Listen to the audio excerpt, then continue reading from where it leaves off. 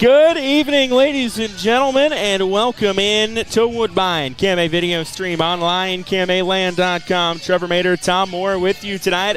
How about a state-rated 8-player matchup in Class 8-player District 10, the number 3 team in the KMAland Football Power Rankings, number 7 team in the KMA Sports State Rankings, Fremont-Mills Knights, taking on the number 1 and number 3 Woodbine Tigers. And Tom Moore, there's a very good chance the winner tonight is going to have at least somewhat of a path to the Dome carved out for them. We could be in store for a fun one here tonight. Well, I tell you what, these are two good football teams, and we're looking at a Woodbine team that has about everything that you need. They've got size, they've got speed, they've got the specials, and they've got the skilled people at the quarterback and the receiver and a running back. They've got everything. And then you look at the Fremont-Mills Knights, and they're a little bit smaller, but boy, they're quick. They are a fast team, and they put the ball up, and a lot of offense by both these teams, and not a whole lot of kicking game that we're going to see except for kickoffs, I believe, tonight. You know, it's kind of funny, Tom. I know you've been doing this a long time. You've seen a lot of really, really good Fremont-Mills teams. In a way, this Woodbine team kind of looks like those teams, right? Athletic guys across the board, size, speed, you name it. They don't have a weakness. Yeah, this really reminds me of that championship team back with Seth Malcolm and crew. Yeah, boy, what a put-together team looks a lot like that. Boy, they're big across the front. They go 260, 230, 225 in the offensive line, or 215 in the offensive line, and their defensive line is just as big. On the other side of the ball, though, the Fremont-Mills Knights, they're quite a bit smaller. Boy, they only go 185 and 205 and 170 across their front line. So being able to move those or contain those big guys of the Woodbine Tigers is going to be an issue. That's where the battle's going to be won, I believe, tonight. It's going to be up front. Because I think if you match skilled people for skilled people, quarterback for quarterback, now Fremont-Mills is down their top running back tonight, so we'll see who they've got to replace him there. But still, the one advantage I think Fremont-Mills has is they spread the ball around more, a lot more receivers. But Woodbine's got, I think, 8 receivers that have 2 catches. One guy has 8. So, they don't spread it around as much, but it's going to be interesting. Both teams come in. They are 2-0 on the year. Fremont-Mills started the year with a pretty impressive win over Cam. Then had a little bit of a scare last week in district play against Boyer Valley. Needed a last-minute touchdown to win that game against an old friend and former FM head coach Jeremy Christensen. As for Woodbine, Tom, they've won their first 2 games by a combined 138-14. This is the toughest opponent they've faced to date. It might be more of a to-the-distance battle here tonight as these two get ready to go at it in a pivotal Class 8-player District 10 matchup. Had a chance to preview this matchup from both sides this week, talking with Fremont-Mills head coach Greg Ernster and Dustin Crook of Woodbine. So we're going to step aside here from those fine gentlemen, and we come back. We'll get you ready for this state-rated 8-player matchup. Fremont-Mills. Looking forward to Woodbine Fremont-Mills on the KMA video stream Friday night. I'll have the call alongside Tom Moore. Take a look at it now from the Fremont-Mills side with head coach Greg Ernster. Coach, 2 games in, and the Knights are 2-0. How are we feeling there in Fremont-Mills? Feeling lucky, feeling pretty good about ourselves, and tough task to hand. But anytime you're 2-0, you got to feel pretty good. Yeah, you look back at last Friday night, go against a really good Boyer Valley team, and get pushed down to the wire. Tell me about that win now that you've had a few days to probably kind of digest everything that went down. Yeah, I think, when the game got over, I think it was just quick. I think, you're trying to figure out how the heck did it happen there. I think we had the last 3 possessions, we had a ton of kids, offensively, defensively step up. And, when to sit back and kind of really dissect film and see how it happened, we're really proud of our kids and the way they played. Yeah, and anytime you can win is obviously big, right? And I know when you win games maybe in dominant fashion, it's probably easier on the hairline and the heart rate. But when you have to win a game like you guys did Friday night, where you have to come from behind, score in the final minutes, then get a stop, how big is that? What can be learned, from all of that? We just talked about it's fighting through adversity. We were down 4. We got the ball with 4 minutes left, and we practiced every Thursday our 2-minute drill. And our kids were able to kind of do that and, go down and score. We went 65 yards in 9 plays, had 5 different receivers So, I mean, we just was really proud of the way our boys executed that. And that's what we practiced all week. So as a coach, when you see that in practice and then you finally see it in the game, it was a proud moment for me and just really excited for our kids. And then defensively, I think that last series we had 3 different kids make a play. We got pressure from one of our backup linemen. He did a great job. He's probably earned his way into more of a bigger role for us. And so we're just excited about how our kids played there late. With 2 games of data now to look at, what are the 1 or 2 things you've liked the most about your team? Our passing game. I knew it was going to be good. I just didn't know how reliable it was, and we missed some open shots early, and we missed one there late. But just really proud of the passing game and how well that's going. We're gonna have to run the ball a little better. It's gonna be a little harder this week as our starting backs out, but I'm just really proud of how our kids adjusted from being a run-heavy team to, being able to take what the defense gives us. On the defensive side, you've given up 24 total points in 2 games, and it's hard to win games when you don't score a lot of points. What are you liking on that side of the ball right now? Well, I think we're tackling well. I think we're flying to the football. I think if you could rally the tackle and limit the, yards after catch or, yards past line of scrimmage, I think that's big, and that's what our kids have done a pretty good job of. And, they made plays when they needed to. I think we had 3 picks again this week, and I think we had 3 the previous week or 4 the previous week. So really proud of just the way the kids, the ball's in the air, they're trying to make plays. They're all swarming to get on tackles, and that's big. Looking ahead now to Friday night, a really, really good Woodbine team is the opponent. Early thoughts on them and what you're seeing from them? Absolutely. I mean, they're loaded D1 talent all over the place. They're ginormous. They're big. Somebody told me their bed numbers are huge too. So, I mean, they're just big all around. So we're going to have our hands full. They're talented. I mean, you watch on film, normally you kind of try to find, well, maybe here might be a weak link. There is none of those. They're strong, 8 positions across the board, offense and defense. They're a freaking good football team. And so we're going to have our hands cut out for us, and we're going to have to take what they give us, and hopefully the ball bounces our way a couple times. Yeah, and on the offensive side, I know they've put up some video game numbers so far this year. And I know, Fremont-Mills over years has gone against really, really good athletes and found ways to have success. What does that have to look like for you guys on Friday night? How do you try to slow them down? I think I don't know if you do slow them down. You're just going to have to limit what they do, if that makes sense.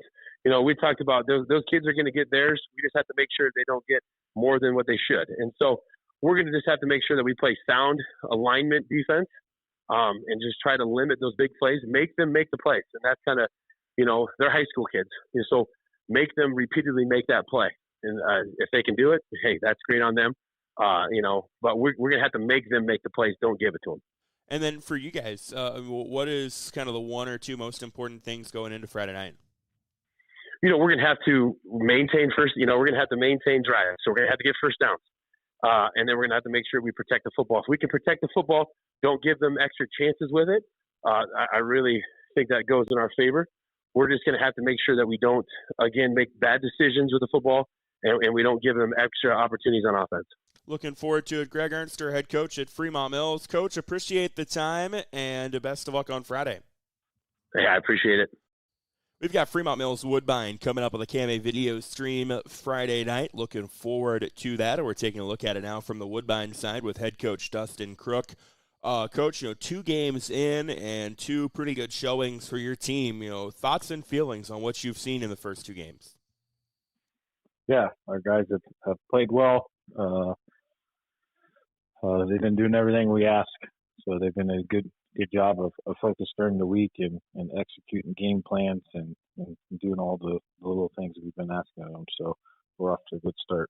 Yeah, I know this is a group that at least on the surface and from an outsider's perspective came into the year with a lot of returning talent, and sometimes with that comes with expectations.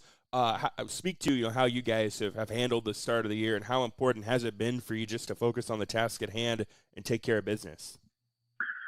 Yeah, I mean, returning all but one starter on each side of the ball, and I feel like we've replaced that.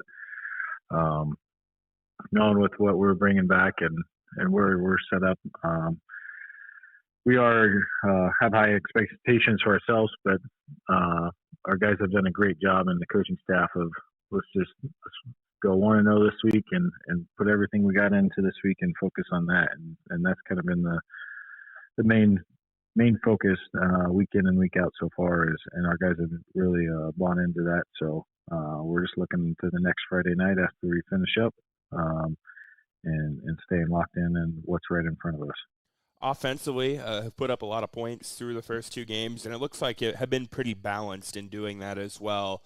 What's standing out to you on the offensive side of the football right now? Yeah, we're able to not necessarily lean on one guy. We've got talented groups at multiple positions offensively. Like Friday night, we completed, I think we're like 14 for 16 passing. And of those 14 completions, they went to 9 different guys. So able to spread around the ball a lot. We got guys that can be explosive at multiple positions. So it allows us to stay balanced and not to put any key focus on one individual.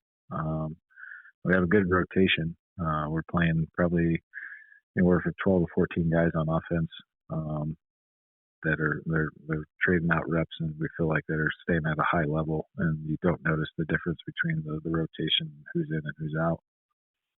Yeah, and defensively, I believe something like 14 total points given up over 2 games, and anytime you do that, you're going to be in position to win a lot of games. What are you liking on the defensive side of the ball right now? Yeah, our guys have been locked in and put in the prep each week and understand the game assignment and watching film. I don't think the varsity has surrendered any points. I don't believe. I think we had one. They've played on the back half of the 41 drive in the last 2 games. The varsity guys have gave them a couple points late with the JV guys, and they played well too. I think as a group as a whole, our older guys are holding it to a high standard, and our young guys are picking up on that, and our older guys are doing a great job of teaching those guys too. So same thing there. We're rotating in about 5 guys at those 3 defensive line spots, 5 to 6, and then we're rotating in our guys at backers. We got a good rotation there in safety. So we're seeing about 14 different guys that are at the varsity level. And again, no drop off on when we're subbing guys in and out, but it allows us to stay fresh and fast. Looking at this Friday night, a really good Fremont-Mills team comes to town. Initial thoughts on what you've seen from them and what you guys will have to account for on Friday night. Yeah, I mean, anytime you're playing Fremont-Mills, they've been the perennial power in Southwest Iowa and 8-man football for a long time. Playoff team every year, always well coached. So you're going to get a football anytime you have those guys on the set schedule. You got to make sure that you're ready to go and play on Friday night. They pride on themselves on being physical, and they're coached well. They got a great handful of players down there that are explosive. So we're looking forward to a challenge and excited about this coming Friday. What would you say is priority number 1 for your team on Friday night? Take care of the ball. Make sure that we're nothing, no silly turnovers, being efficient on that, and then on the other side of the defense, try to take the ball away. So turnovers, I think, will be a huge thing on Friday night. And we really want to make sure that we establish the line of scrimmage on both sides of the ball. Looking forward to it. That's Dustin Crook, head football coach at Woodbine. Coach, appreciate the time today, and we wish you the best of luck on Friday night. Appreciate it. Thank you.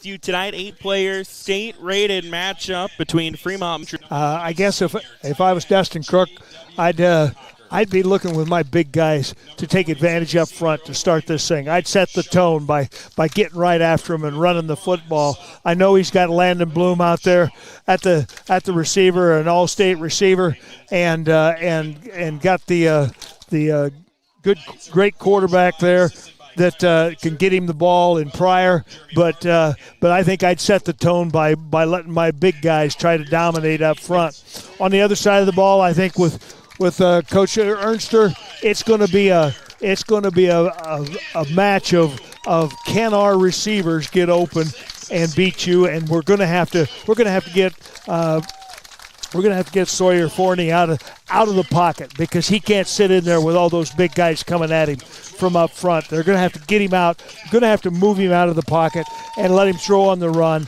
and make plays that way. Now, when you're going against an offense like Woodbine, who has put up video game numbers through the first 2 games, I mean, they're scoring a touchdown every 4 games. You know, in theory, they always, maybe the cliche when you're going against a high-powered offense like that is keep them off the field, shorten the game. But that's not who Fremont-Mills is it, Tom? No, it's not. And that's not the typical Fremont-Mills. Now, I know Fremont-Mills through the years has been able to do both. They do what their personnel provides them. But this is as small a Fremont-Mills team as I think we've seen in a long time, size-wise, and so they've got to utilize their speed. They've got to utilize their special skills and their talents, and that's on the passing and catching end of it, I think, especially with your number 1 running back that went down last week, and now you're at your number 2. Looking forward to it. Woodbine 2-0 on the year under the guidance of head coach Dustin Crook. Fremont-Mills 2-0 under head coach Greg Ernster and Tom Ward. I looked at the stats, and through these 2 teams who've scored a lot of touchdowns, there's only been 1 touchback. So I'm looking for some run backs here and good skilled people on both sides. So we might have some excitement on these kick returns.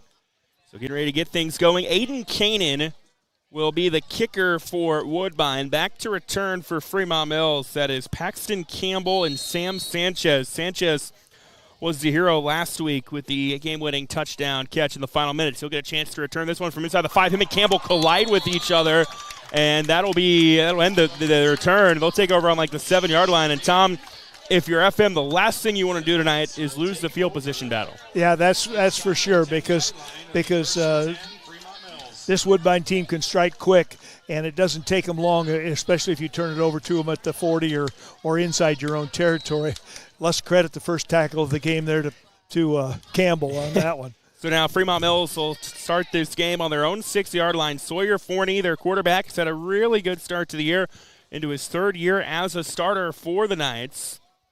Going to shotgun, running back on each hip. Now he'll put a man in motion. It's Carter Rycroft. Back to passes Forney. Pocket collapsing, and he is brought down back near the goal line. Coming up with the sack there is Matthew Tremmel. And just like that, they'll pin him back to the 1-yard line.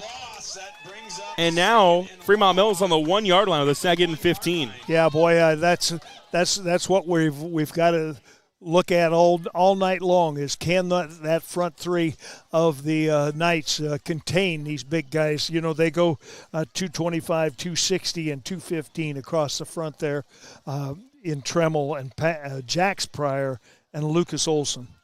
Fremont-Mills, by the way, without starting running back Jonathan Ekpai, exited last week's game with an injury. So now 2nd and long from the 1. They will throw it, little play action. Forney completes it on the right side to Wyatt Madison for a short gain. Forney again had pressure in the backfield on that one, but able to shuck away the defender and complete a short pass to Madison. Coming up for Fremont-Mills. Well, 3rd and 16. It should be from the 3-yard line, so they'll bring the play in. First drive of the game. A short gain has them now at 3rd and 15 from the 2. Forney with Campbell on his right hip in the shotgun. One receiver flanked out to the right. It's J.W. Lincolnhoker on the right side. They will run at Campbell. Campbell gets some yardage back before being brought down at the 8-yard line. So they'll give the punter some room, but there to make the tackle for Woodbine was Cal Pryor, and a 3-and-out for the FM offense. Yeah, nice run play there. That's what they needed on that first down, though. That pass play that cost them 7 yards to set them behind the chains. Boy, that really hurt. So Sawyer Forney, who's the quarterback, he's also the punter for Fremont-Mills. He will stand in his own end zone and punt it away. And he averages about 30, I believe. Dylan Reed, the returner for Woodbine, he stands on the 34. High snap, it's out of the back of the end zone. The snap was over the head of Forney, and it'll go out of the back of the end zone for a safety. And the first points of the Knights go to Woodbine. You know, that not necessarily such a bad thing. So you've got to score more than 2. And this gives you more room. And now you can without pressure, get a good kickoff here and turn the ball over back to Woodbine here. So after a Fremont-Mills 3-and-out, the snap then goes over the head of the punter, Sawyer Forney, and it results in a 2-point safety. And Tom Moore, I know you love the score 2-0. Oh, you bet. You bet. Boy, let's keep it there for about 3 quarters and then have it be a 3-2 field goal game. So now Woodbine will get the ball for their first offensive possession of the night. 2-0 advantage Tigers. 9:34 to go here in the first quarter. On that first drive, it was all predicated by the miscue on the return that pinned them back at the 7-yard line. Then a sack put them on the 1-yard line, and from there just back to return for Woodbine. This will be a returnable kick by Reed at the 31-yard line. Reed, right side 40, and brought down by a gaggle of Knights near midfield, and Woodbine's high-powered offense will go to work for the first time tonight at midfield. And Tom Moore, what are you looking for from this Woodbine offense tonight? Well, like I say right now, I'm looking for them to set up their to establish their dominance up front with their big guys. But they've shown that they like to throw the ball, and they like to throw when they do. Landon Bloom is their number 1 receiver. So Brody Pryor has been a 3-year starting quarterback for the Tigers. He's had a good start to the year, good career. Only being a pistol with Micah Moores behind him. Of half rolling that to the right, getting away from the pressure, and put a nice ball up there. Bloom just wasn't quite able to run under it. So now it is second down coming up for Woodbine from midfield. Pryor with Moores in the backfield behind him. Out of the pistol, they will run it with Moores up the middle for a nice gain into Fremont-Mills territory at the 35-yard line. Yeah, give him 4 on that. It'll be 3rd down and 6 for the Tigers. So 3rd down coming up for Woodbine, and what I would imagine is 4-down territory. Moores, 12 carries, 96 yards on the year so far, and 2 touchdowns. Those guys are really fresh because they've had 2 blowout wins and just have been able to get a lot of players, a lot of playing time. Yeah, they've outscored their 2 opponents by a combined 138-14. Yeah, they averaged 69 points on offense. Pretty nice. And so 7 far. points given up on defense. Pryor again out of the pistol. Moore's behind him. And back to passes. Pryor, pass left side. Reed makes the catch, has the first down before Carter Rycroft brings him down at around the 28-yard line. And it'll be a Woodbine first down.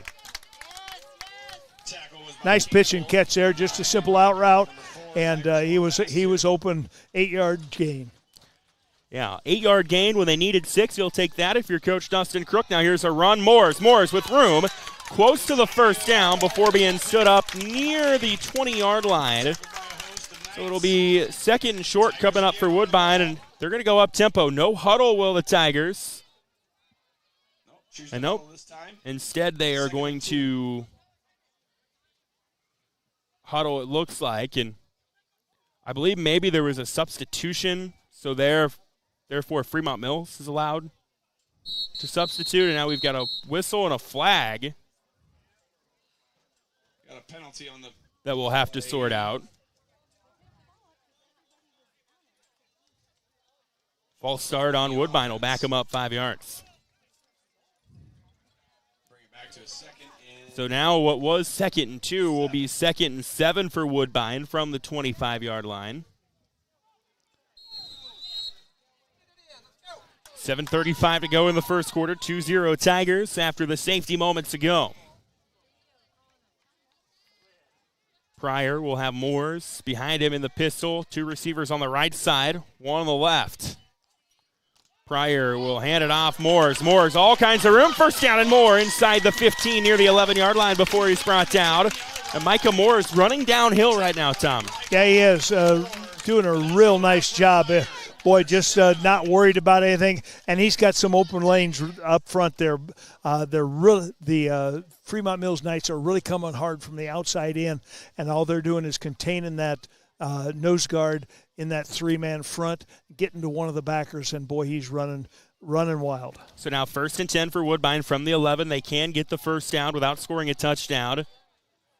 It will go a pistol with 2 backs behind Pryor. And they will give it to Moore again. Moore through the pile and driving into the end zone. Touchdown, Woodbine. Micah Moores finds pay dirt. And Woodbine's first drive, pretty efficient. So Micah Moores with the rushing touchdown. And Tom Moore, a pretty strong showing from the Woodbine offense on their first possession of the night, as now they'll go for 2. Yeah, 6 plays, 40 yards, and a score. And once again, establishing that running game, looking real good up front. So now on the 2-point try, Pryor will toss to Moores, trying to get the angle. Breaks out of 1 tackle. Did he get to the sideline? He did. And the 2-point try is successful. And now Woodbine is up 10-0 after the rushing touchdown from Micah Moores. 10-0 with 6:50 to go in the first quarter. KMA Video Stream, KMA Land. Barrett Auto Center of Glenwood offers more than just the biggest and best pre-owned selection in the area. They also offer a community connection. Whether it's a high school sporting, academic, or arts event, or a Southwest Iowa fundraising effort, you'll find Barrett Auto Center trying to help. So the next time you're in the market for a vehicle, or even in the market for a vehicle service, know that when you choose Barrett Auto Center, your money goes right back to the causes you care about. That's Barrett Auto Center, Glenwood, and barrettautocenter.com. Well, Woodbine's first drive goes 6 plays, 40 yards, and they find the end zone with a 10-yard rushing score, 11-yard rushing score from Micah Moores. And just like that, 10-0 Tigers. 6:50 to go here in the first quarter. As now Aiden Kanan will kick it away for Woodbine with Sam Sanchez and Paxton Campbell back to return. Micah Moore's 200, and boy, you could tell on that. He's got the leg strength on that PAT. He just ran through Sawyer Forney there for the touchdown. This one will be returnable by Campbell at the 6-yard line. Going up the middle. He's got a block and he's got a seam. 40, 30, Reed in pursuit. 20, 10, 5. He is brought down just shy of the goal line. 3-yard line. An effort play by Dylan Reed, who had a good angle to chase him down and prevented a potential kick return touchdown. Make that a 67-yard return by Campbell on that. But Fremont, nice job getting to the right side, and the hole just opened up over there. Fremont-Mills in business, though, with the ball on the 3-yard line after the long return by Campbell. So the Knights trying to counter and get their first touchdown of the night. Forney will have Wyatt Madison on his left hip out of a shotgun. They give Madison, and he gets nothing. He is stonewalled and crunched back. There was a handful of Tigers there. I believe Cal Pryor among those in there to clean things up, along with Brendan Wagner. Maybe a loss of 1. It'll make it 2nd and goal from the 4-yard line. So 2nd and goal coming up for Fremont-Mills. 6:10 to go here in the first quarter. Forney with Madison on his right hip out of the shotgun. Back to passes, Forney. And pass is incomplete on a crossing pattern. Tried to go over the middle to Broden Zimmerman. Couldn't hang on to it. It'll be 3rd down. So now 3rd and 3 coming up. 3rd and goal from the 3 coming up for Fremont-Mills after the long return by Paxton Campbell moments ago. Forney will have J.W. Lincoln Hoker on his left hip out of the shotgun. And they will keep it with Forney. Forney gets close to the goal line. I think he's about a half yard short. Cal Pryor and Landon Bloom made the tackle. They actually checked that, not Landon Bloom, Joe Friend. They read that really well and were able to kind of sandwich Forney right at the goal line. Forney did a nice job of trying to fake a pass, but they didn't bite at all. So now 4th and goal at the 1. They will run it with Lincoln Hoker, and I don't think he got it. They're going to say he did get it. He's into the end zone. Touchdown. Well, hold on. Nope. The far side official signaled touchdown. The near side official said he's short. We had one official signal touchdown, the other one. And now they're going to have to converse. I don't know, Tom. That was really close because he got hit and spun. They called it. They're going to give it to him. So touchdown run for J.W. Lincoln Hoker. And a good answer for Fremont-Mills. as they score on 4th down. So a good answer from the Knights, and now they will go for 2. So here we go with Forney, empty backfield shotgun. And they actually direct snap. I don't know if it was direct snap of the ball, ended up on the ground and recovered by Woodbine. So the 2-point try unsuccessful, but Fremont-Mills gets on the board. The touchdown run, 5:33 to go here in the first quarter. 10-6 advantage Woodbine. KMA video stream, KMAland.com. Health of our community begins with you. Your journey to a degree in healthcare starts at Iowa Western Community College. Take the pulse of high-demand healthcare careers in our state-of-the-art simulation center. A degree as a certified nursing assistant makes the rounds at our Iowa Western locations. In the waiting room in Council Bluffs, Clarinda, and Harlan is a practical nursing degree. Scholarships and tuition assistance are available. Good health in Southwest Iowa begins with you. Start your career in healthcare at Iowa Western Community College. Register at iwcc.edu. Welcome back to Woodbine. KMA video stream online, KMAland.com. A J.W. Lincoln Hoker touchdown moments ago. Made it a 10-6 score now in favor of Woodbine, but a big answer from Fremont-Mills moments ago, Tom. Yeah, big answer. Campbell on the 67-yard kick return, and just wasn't quite the Dylan Reed.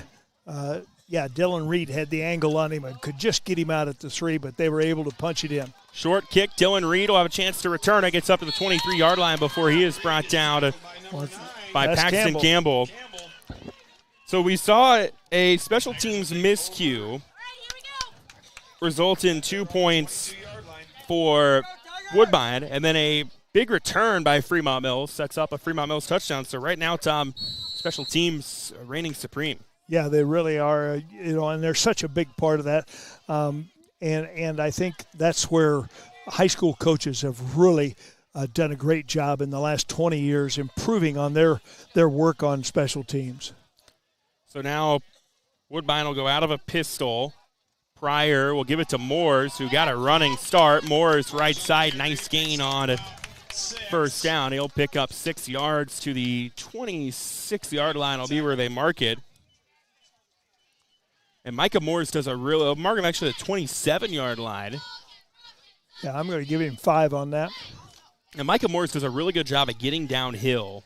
Yeah, he does, and good job of sliding to the hole when those linebackers get tied up in the wash. So out of the pistol now will go Pryor again with Moores behind him. He will hand off Moores. Moores first down and then some up near midfield to the 39-yard line before being brought down. And Micah Moores continuing to rack up yards, give him a gain of 12 as Sawyer Forney makes the tackle for Fremont-Mills. 6 carries, 53 yards so far for Micah Moores, and he did a great job there. He ran right off his guard, and the tight end kicked out that defensive end, and it was a wide open hole there. They got to the linebacker and a big gain for 12. So again, out of the pistol goes Woodbine on first down. They will run it with Moores. Gets a handful of yards into Fremont-Mills territory at about the 37-yard line. J.W. Lincoln Holder on the tackle there did a nice job from his defensive back position coming up and filling that hole. And actually that was Joe Friend, the 6 and the 9 from up here. Look a little similar, but Joe Friend gets a couple-yard gain on first down. So they give Moores a breather on first down. Now it's 2nd and 6. Coming up for Woodbine. Pryor with Friend in the backfield behind him. Out of a deep pistol. Wanting to pass is Pryor. Left side Bloom, and it's out of bounds as he overthrew him. Now Landon Bloom, a very talented athlete, has garnered Division I interest from a handful of different schools. Iowa, Iowa State, Nebraska, to name a few. They want to get him involved in some way. Tom Moore in the 8-man game. Anytime you've got a 6'3", 6'4", 6'5" receiver, you want to try to find ways to get him involved. No doubt about it, because especially when you're talking high school, you're talking defensive backs that are 5'8", 5'9", 5'10", and that 6'3" is a big advantage.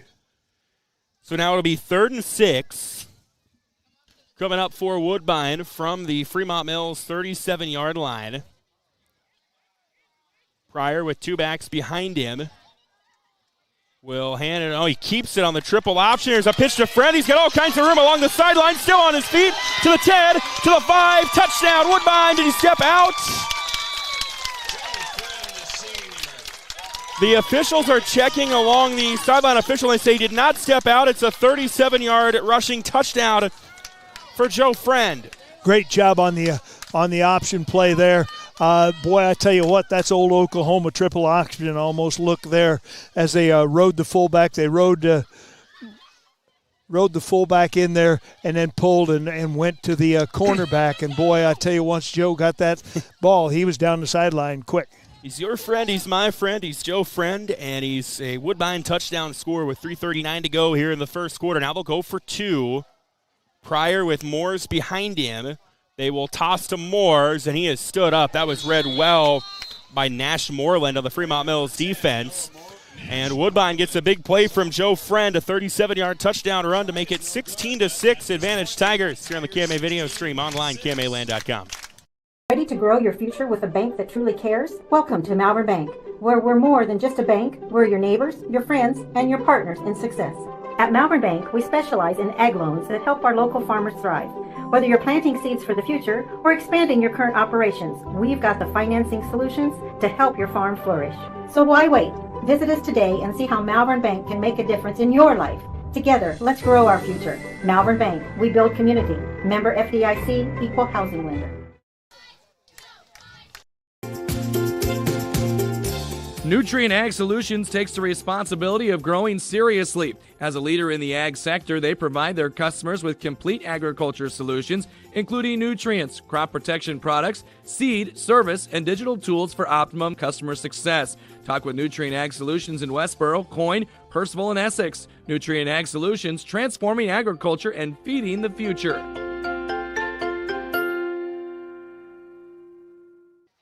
Welcome back to Woodbine, KMA video stream online, KMAland.com. Trevor Mater, Tom Moore with you. 16-6 advantage Woodbine with 3:39 to go here in the first quarter of this one. We've seen big plays galore so far on both sides. Yeah, we talked before the game about explosive plays and how many over. I said over under 5 or more.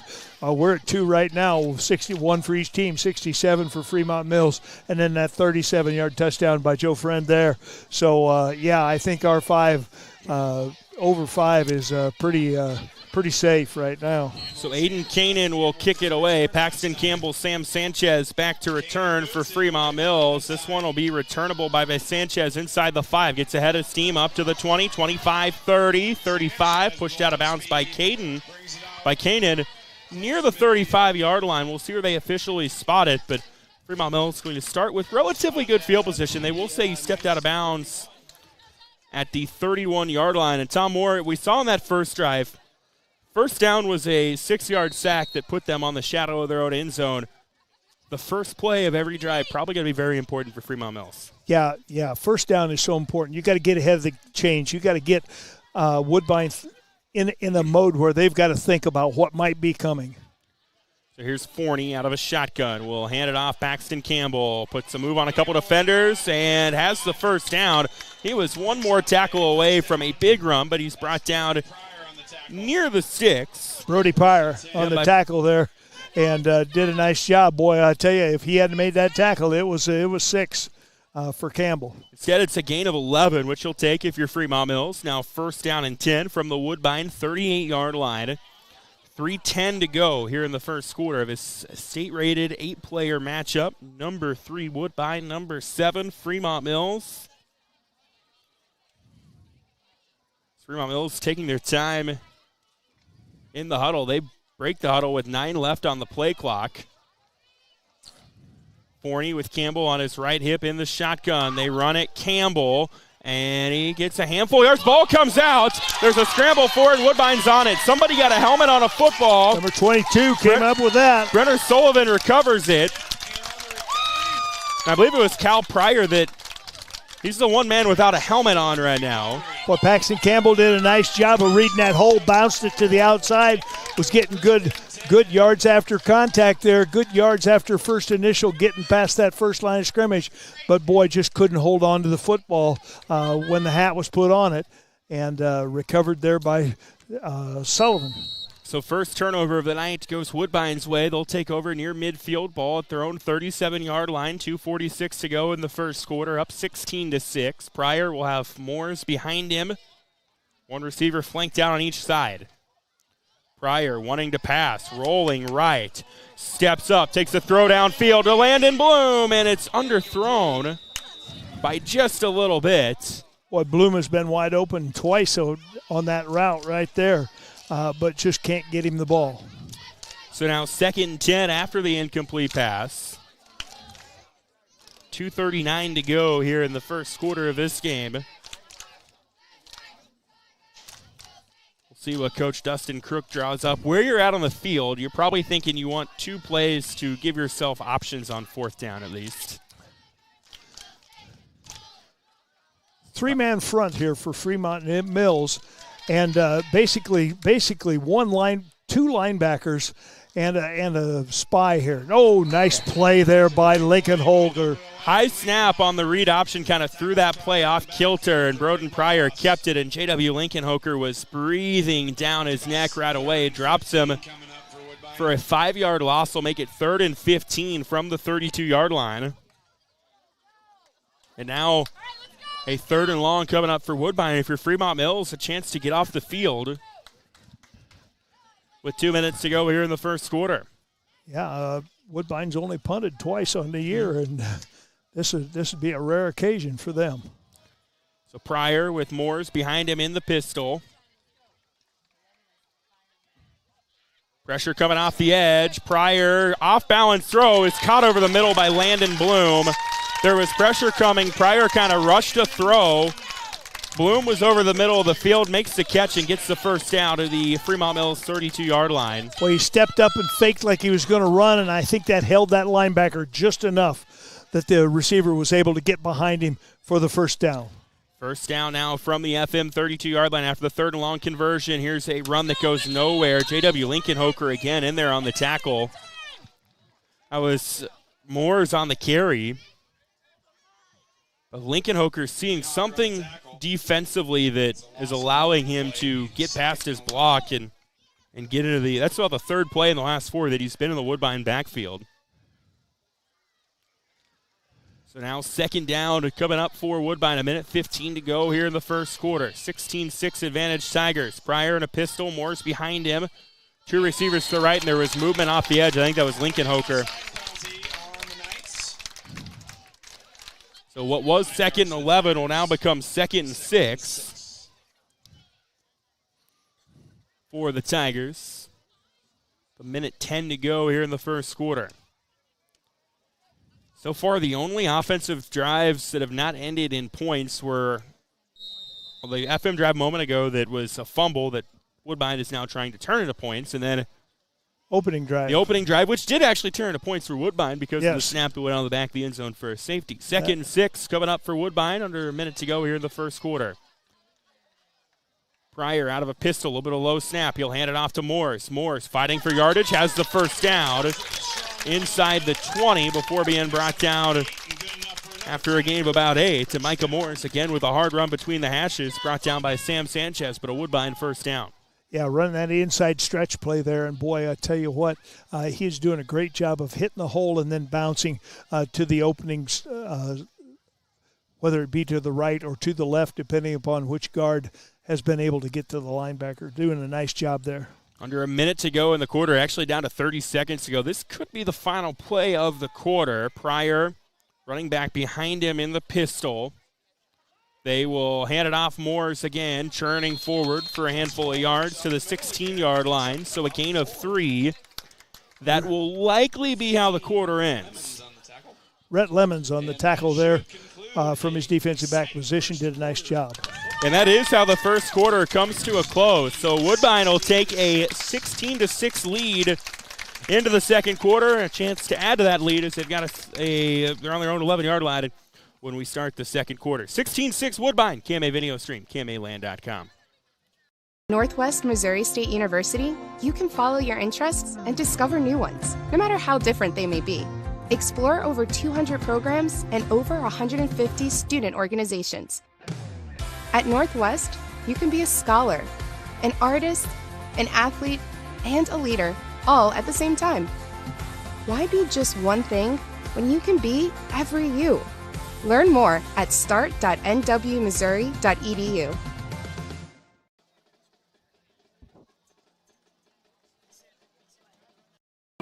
No one succeeds alone. It takes support to get there, sacrifices made by others, wisdom learned and passed on. When your business is agriculture, you dedicate your life to supporting community, doing the hard work that helps all of us thrive. It's why at PCSB, we believe in supporting you. Your success makes our community succeed. PCSB, we believe in you. Visit us online at wearepcsb.com. Member FDIC. On to the second quarter we go here in Woodbine. Trevor Mater, Tom Moore with you. It is a 16-6 Woodbine lead, and the Tigers have the ball. Second down coming up on the FM 16-yard line. Tom, 12 minutes in the books. Kind of feelings on what we've seen so far? Michael Moores, 9 carries, 65 yards. He's kind of been the bell cow for the Woodbine Tigers here, doing a lot of inside running behind that mammoth big front line of his.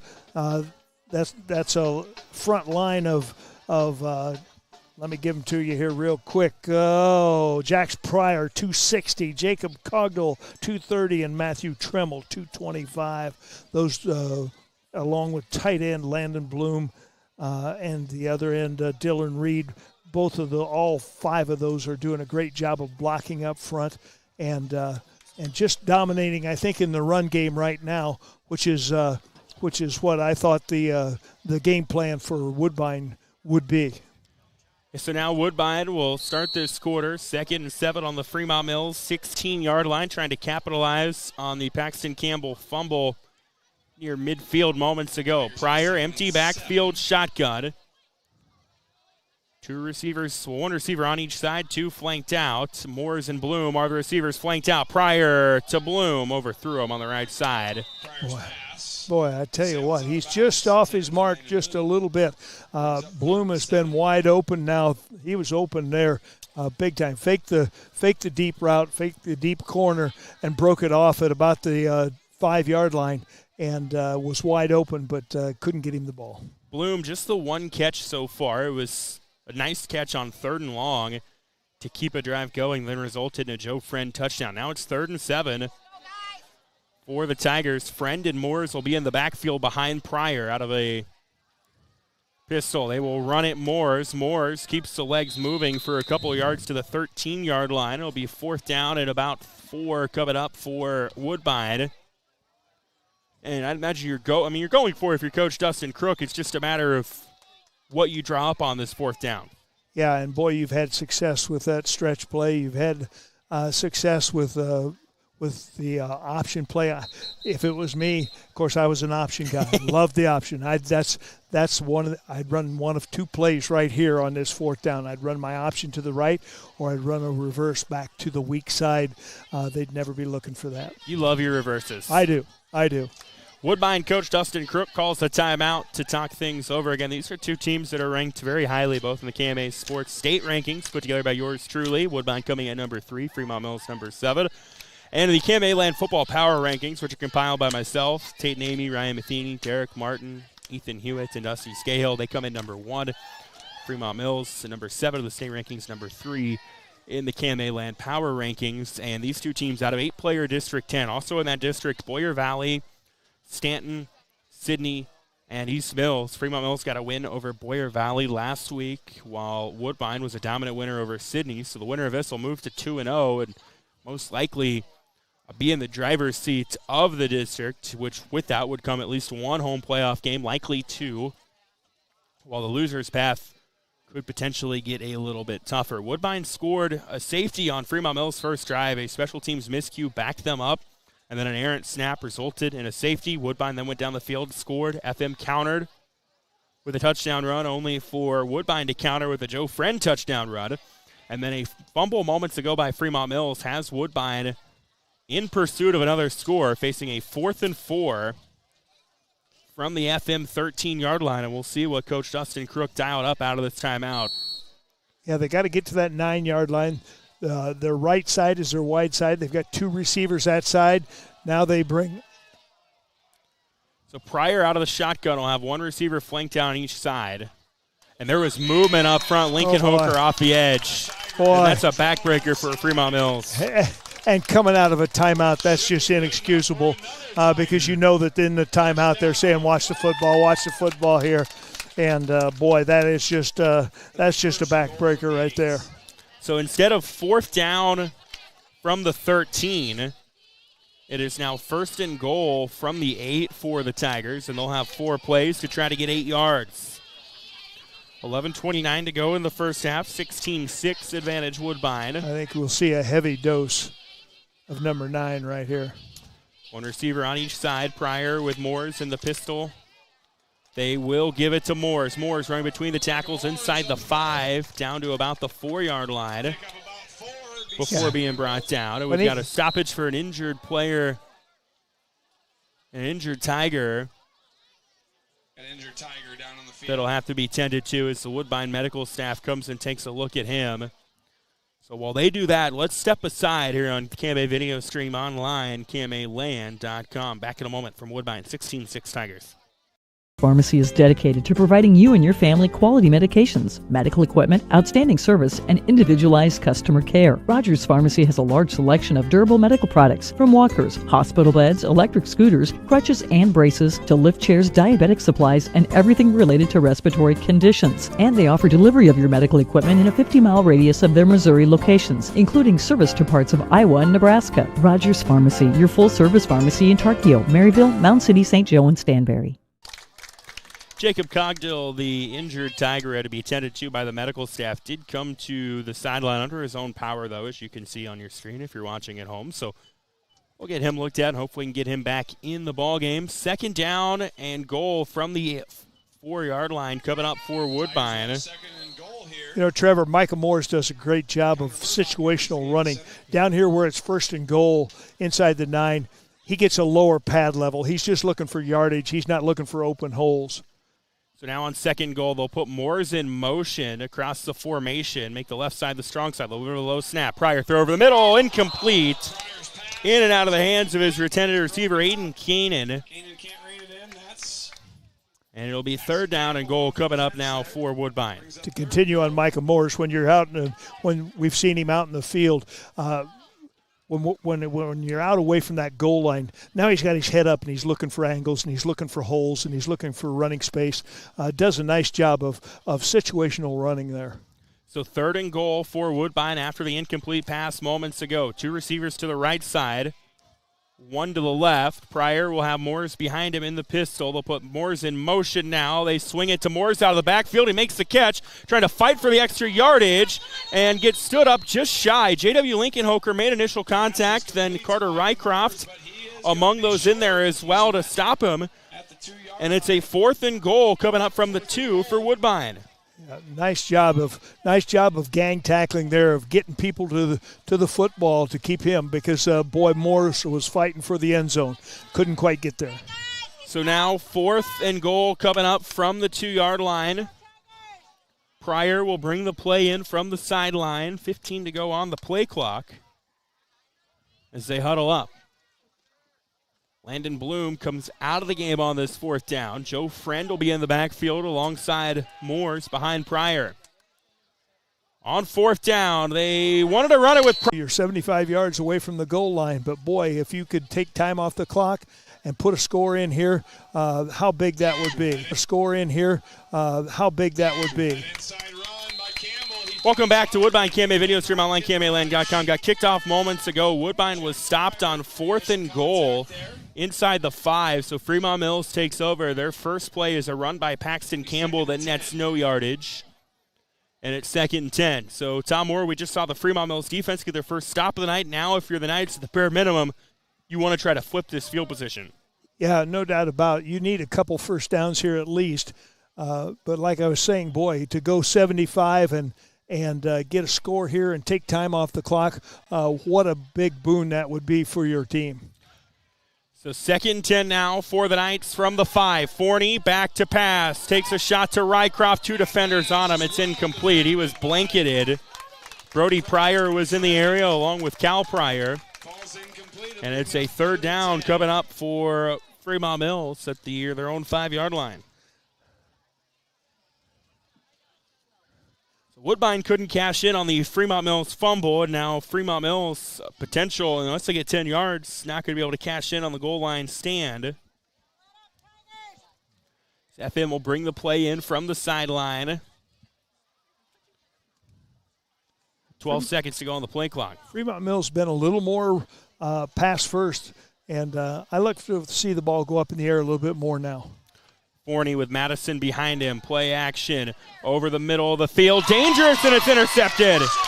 Coming streaking in was Cal Pryor. He read that ball well. Yeah, he had his mindset on who he was throwing that football to. I think it was Lincoln Holder. And, boy, I tell you what, he had a receiver wide open out here in the near flat that he could have gone to. That was Carter Rycroft that he could have gone to. But, yeah, just a bad decision there, throwing the ball across the middle. So now Woodbine will take over on the Fremont-Mills 18-yard line. Moore's in the backfield behind Pryor, that being Brody Pryor, 1 receiver on each side. Pryor wanting to throw. Bloom, open, pitch and catch, touchdown Tigers. They have been trying to get that all night, and they finally do as Brody Pryor hits his pal Landon Bloom for a touchdown. First of the night for them. The Knight defensive backs just haven't had an answer for Landon Bloom, but finally Broden Pryor got him the football, and you got an 18-yard touchdown there. That is the 4th touchdown of the year for Bloom. They had tried to connect a couple times earlier, could not do so, and they do there to make it 22-6, and now the 2-point conversion coming up for the Tigers. They capitalize on the Cal Pryor interception. 9:07 to go here in the first half. Pryor will have Moores and Friend behind him in the backfield. And they will run it with Moores, and he doesn't get it. J.W. Lincoln-Hoker read that well and denies him of getting the 2-point conversion. But Woodbine gets on the board again with a Brody Pryor to Landon Bloom. Touchdown, 22-6 Tigers. Game of video stream. This is Sid with Shaw Ag near Trainer. I'm learning all of the ins and outs of agronomy with my dad, Shane. I've learned that Pioneer seed is second to none and that they back that up with proven products and yields. I've also learned that if our customers have a question or a concern, we'll work until we figure out the answer or solution. I'm learning all of this because at Shaw Ag, we've made a commitment, and that commitment is our family helping yours. Call Shane at 712-520-1333. Cal Pryor interception results in a Landon Bloom touchdown catch from Broden Pryor. And Tom Moore right now, Woodbine +2 in the turnover margin. And when you give a high-powered offense like the Tigers opportunities, more often than not, they're going to take advantage of them. Oh, there's no doubt about it. You've got to take care of that football, to the extent that you don't want to be conservative, but you've got to be smart with your plays and one good hit, one poor pass, and you're two touchdowns down. So Aiden Kanan will kick it away. Sam Sanchez and Paxton Campbell back to return for Fremont-Mills. Line drive kick will be fielded by Nash Moreland around the 20. Moreland to the 30, 35, and still on his feet before being brought down out of bounds near midfield. They're going to spot it on the FM side of things at the 38-yard line. Boy, and FM has had good field position on most of their drives except for that first one. And, of course, the turnover on downs down here at the 5-yard line. But on most of their kickoff returns, boy, they've had great field position here. They need to take advantage now. So they'll take over on their own 38-yard line. 9 minutes to go in the first half of this game. It's an FM offense that is more than capable of putting up points. They break the huddle with 14 left on the play clock. Forney, empty backfield. The left side is the strong side. Now they will put all kinds of guys in motion across the formation. And here's a quarterback run. Forney churns forward for a couple of yards near midfield. Gain of about 3 will make it a second down and manageable. Coming up for the Knights, right on the Woodbine W. Couldn't ask for a much better night for football. It was a little toasty through the day, but as the sun went down, And the nicest thing about it, too, is the wind's gone down with the sun. And, boy, it's just a perfect night for football. You're right. Maybe a little warm for the players out there, but for us here in the stands, I love it. So Fremont-Mills facing a 2nd 8 from the from midfield, right on the Woodbine W that is painted from the 33 to the 33-yard lines. They are right on the 40. Shotgun look for Forney with Wyatt Madison on his right hip. They will give to Madison. Madison fighting for a yard or two before the Woodbine pile stands him up. Brendan Wagner, Cal Pryor among those in there to make the tackle. And no gain for Madison on that. Will make it 3rd down and 8. Yeah, I think Coach Ernster is going to have to realize that his front 3 up there can't handle that front 3 of the Woodbine Tigers. They're just too big, too strong for them. They're going to have to work the edges, and they're going to have to work downfield. 3rd and 8 from midfield for Fremont-Mills. 2 receivers to the left. Shotgun look for Forney. Madison back there with them. Forney wanting to pass left side. It's caught by Lincoln Hoker near the stick. No, he didn't hang on to it. He went to cut up field. Right through the paws, yep. Turned his head just as the ball hit his hands, and it went right through his paws, which would have been a first down, but now we got to see a punt. As he went to cut up field, it slipped out of the hands, and now it looks like Fremont-Mills is going to punt it away on 4th and 8. Now, Sawyer Forney is their quarterback and punter, so that is of note. And now Woodbine kind of late bringing guys in and out. Will have to call a timeout. So Coach Dustin Crook didn't want to end up giving up 5 free yards for too many men on the field or anything like that. So a timeout, and now a 4th and 8 coming up for Fremont-Mills on the other side of this timeout. Yeah, a 4th and 3 could have easily changed Coach Ernster's mind on, especially because it had been about the 35-yard line of the Tigers, and so that might have changed his mind about going for it there. So, good job to call a timeout here and get yourself settled and get the right people on the field where they belong. So now on 4th and 8, Forney to punt it away.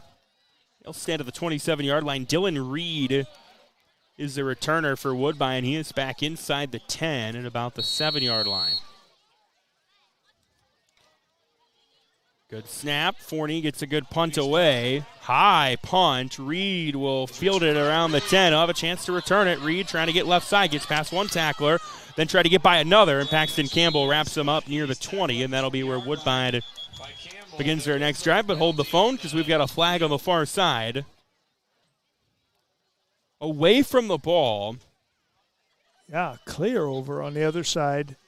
Deep over there. It's got to be a hold over there. The officials are conversing. Right now, Woodbine would have it on their own 20, but they are backing up as if they know. Blocking the back. That is on them. And as you mentioned, Tom, blocking the back will back them up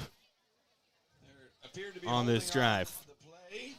22-6 advantage, Tigers. 7:14 to go here in the first half of this one. And instead of potentially having it on the 20-yard line, the officials will walk it back to the 9-yard line. Where I believe the penalty was at the 18, so they're taking half the. No, they're putting it. They don't know where they're putting it. So they'll spot it at the 11-yard line. I thought now they're going to back it up and say, no, there we go. It needs to go to the 10. Now it goes to the 10. Maybe the 9, maybe the 11. We'll put it at the 10. Somewhere between the 9 and the 11-yard line. And now they're conversing. Right. And they moved it back 3 inches. The official on the ball literally picked it up and barely moved it. Does anybody remember the Keystone Cops? First down for Woodbine on we'll call it the 10-yard line. Pryor in the pistol, Moore's behind him. Back to passes. Pryor wants to take a shot downfield to Bloom. He's got it. Him. 30, 20, 10, 5. Touchdown, Woodbine. Pryor to Bloom for the 70-yard score. And great. Coach Ernster is pointing at that little push-off of Bloom, and he did. He got a little push-off there. But, boy, I tell you what, make that a 70-yard strike, and that's our third big play of the game. You said at least 5, and right now I guess I didn't ask how you define big play, but that definitely is one of them. 70-yard touchdown from Brody Pryor to Landon Bloom. 5th time this year those two have hooked up for a score. 2nd time tonight, and the 7th passing touchdown of the year for Pryor. And now Woodbine will try to go for 2 with 7:05 to go here in the first half of this one. So Pryor with Moores behind him out of a pistol. And they will run it with Moores fighting, following his lineman into the end zone for the 2-point try. A hard-earned 2 yards by Micah Moores. And an 8-point possession for Woodbine. They now lead 30-6 with 7:05 left here in the first half. KMA Video Stream, KMAland.com. Hello, I'm Amanda Mather, Director of the SMC Community Pharmacy. We want to make it easy for you to get your essential medications. In one visit, our patients can see their provider, have prescription medications in hand, and speak with a pharmacist all before walking out the door. From the comfort of your own home with our free delivery services to your vehicle with curbside pickup, we can help. To learn more about our hours or other services, simply visit www.smchospital.com or call us at 712-246-7100. Well, a Brody Pryor to Landon Bloom 70-yard touchdown, and the ensuing 2-point try has grown this Woodbine lead to 30-6 in their favor with 7:05 to go in the first half. And Tom Moore, we've seen big plays be a big part of this Woodbine offense thus far. Yeah, it really has, and coming in, like you said, they had scored on once every 4 plays. Yeah, they ran 70 plays and it scored 15 touchdowns. Right, so once every 4 plays, they're scoring a touchdown, and so, boy, I tell you, they just showed it there, and they've had, 2 one-play touchdown drives here in this half, in this quarter.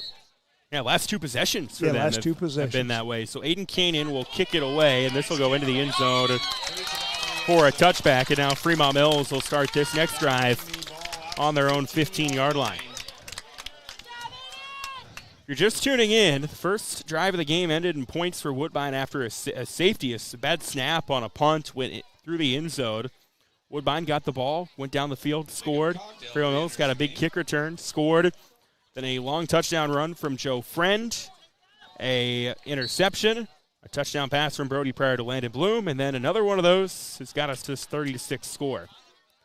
1st and 10 for Fremont-Mills from their own 15-yard line. Big Mason Reed, the receiver, flanked down the right side. I think he moved early. Some early movement there. And it'll likely back Fremont-Mills up 5 yards. False start. Move the Knights back to the 10-yard line. So false start on FM will make what was a 1st and 10 from the 15 become a 1st and 15 from the 10. From the 10. Yeah, and boy, that's where kicking game is so important. You know, Fremont-Mills has had 3 real good kickoff returns, but that time you put the ball in the end zone. Now they got to take it at the 15, and now they're at the 10, backed up behind the chains. So 1st and 15, Forney back to pass. Kind of an errant throw, intercepted by Joe Friend. Friend to the 20, inside the 10, breaks out of an ankle tackle. He's in the end zone for a touchdown. A flag is down right at the goal line. Yeah, we'll see what we've got here. But as of now, it's a Joe Friend pick 6 to grow this lead, but the Woodbine It's like roughing.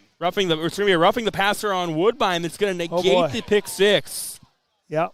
Roughing the quarterback.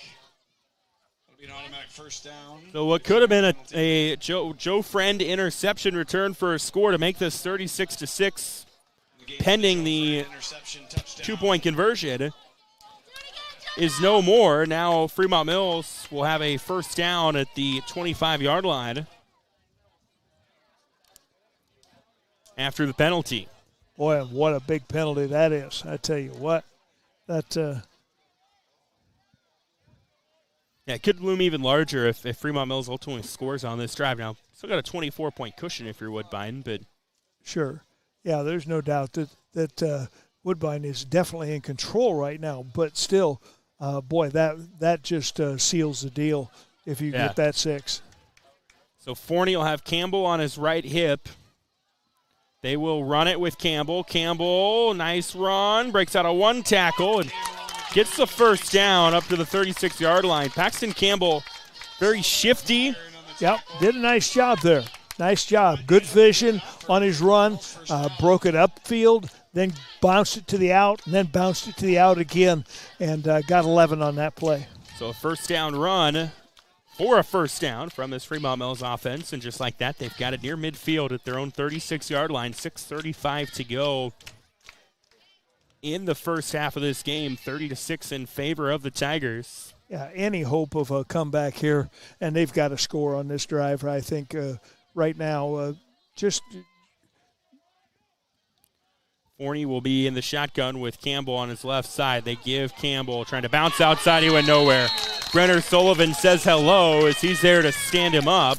Kyle Pryor was also in there. And others. Yeah, there was loss of 1. There was 3 defenders there, and boy, I tell you what, they weren't letting him go anywhere. So now 2nd and 11 coming up for Fremont-Mills from their own 35-yard line. With 5:45 to go here in the first half of this one. Fremont-Mills breaks the huddle with 8 seconds left on the play clock. Shotgun look for Forney, and they're trying to get everybody set, and they just took a delay again. Delay. No, timeout. Oh, they got the timeout just before the delay again. They didn't. It never looked right. They had guys moving around, and nobody was set, and they ended up having to take a timeout to save the delay of game penalty. 5:29 to go in the first half, 30-6 in favor of Woodbine on the Campbell video stream.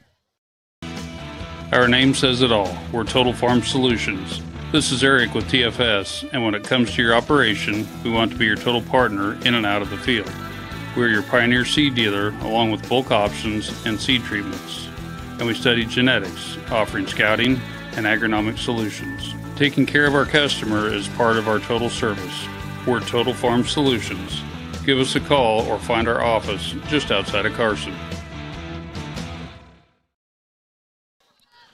2nd 11 coming up for Fremont-Mills out of this timeout. 5:29 to go in the first half. 30-6 advantage Woodbine. Trevor Mater, Tom Moore with you here tonight. And Tom, as you mentioned, it's a big possession for Fremont-Mills. Yeah, I don't know how big a decider the football game is going to be, but if FM wants to get back in this, not only physically but mentally, they need to score here. So Forney will take the snap on 2nd down. A little bit of a bobble on the handoff to Madison, and that blew that play up as he'll lose about 5 yards, make it 4 yards. Matthew Tremble makes the tackle, now 3rd and very long. Coming up for the Knights. Yeah, just a miscue on the handoff. Once again, FM without their starting running back. Those guys, I know they've had a week to practice, but boy, I tell you what, it's just not the same when you don't have that same guy back there that you're used to. 3rd and 15 now coming up for Fremont-Mills. Under 5 to go in the half. Forney will have a running back with them in the backfield. They'll just run it with Paxton Campbell, and he ran into his own blocker. Ran into his own blocker, and that'll make it 4th down. Jax Pryor drove his man back, causing the loss. Jax Pryor, I believe, was the man that kind of threw that off. And now Fremont-Mills will have to punt it away.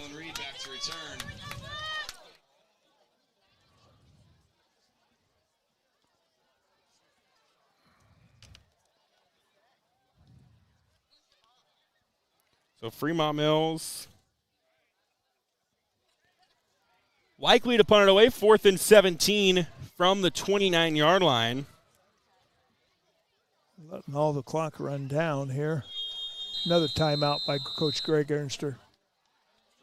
So they'll take a timeout. We'll take one with them. 3:53 to go here in the half. KMA video stream, KMAland.com. Barrett Auto Center of Glenwood offers more than just the biggest and best pre-owned selection in the area. They also offer a community connection. Whether it's a high school sporting, academic, or arts event, or a Southwest Iowa fundraising effort, you'll find Barrett Auto Center trying to help. So the next time you're in the market for a vehicle, or even in the market for a vehicle service, know that when you choose Barrett Auto Center, your money goes right back to the causes you care about. That's Barrett Auto Center, Glenwood, and BarrettAutoCenter.com.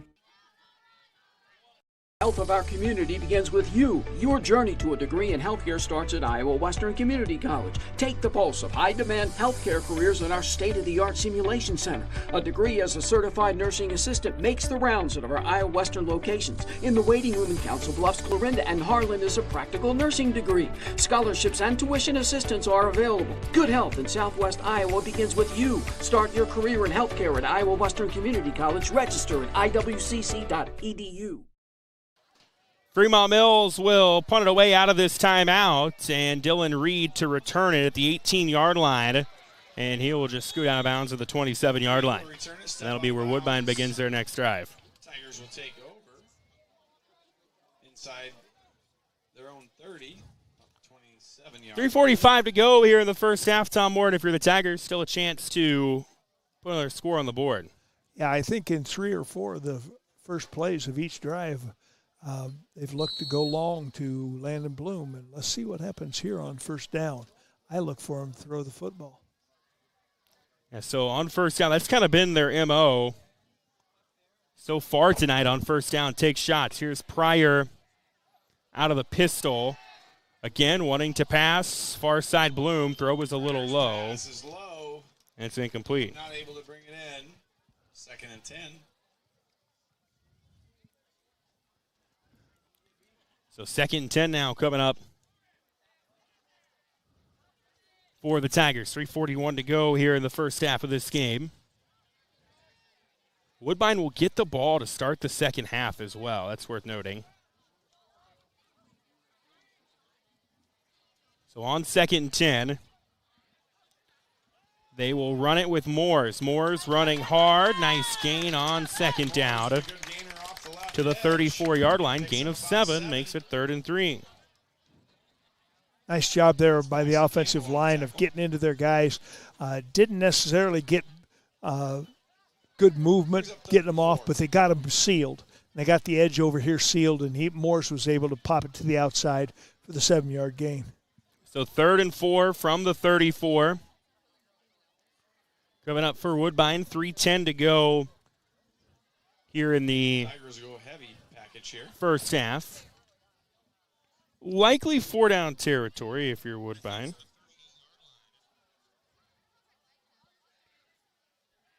Pryor on 3rd down will run with Moores, and he gets the first down, so they don't have to worry about 4-down territory.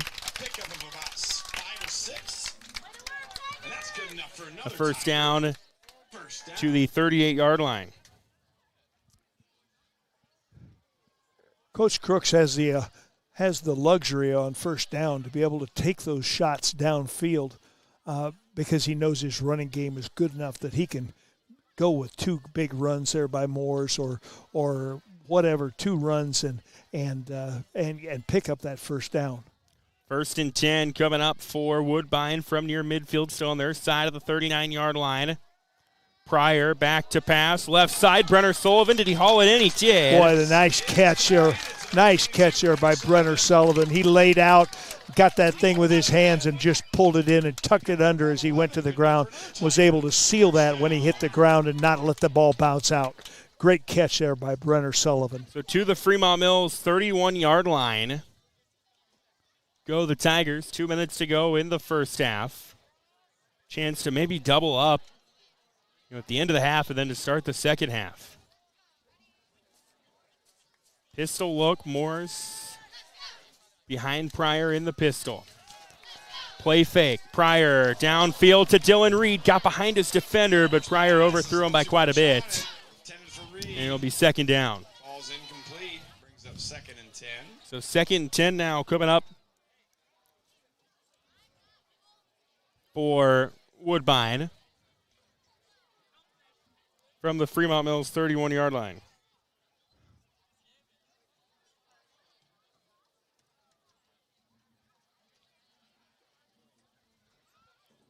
See what they draw up here.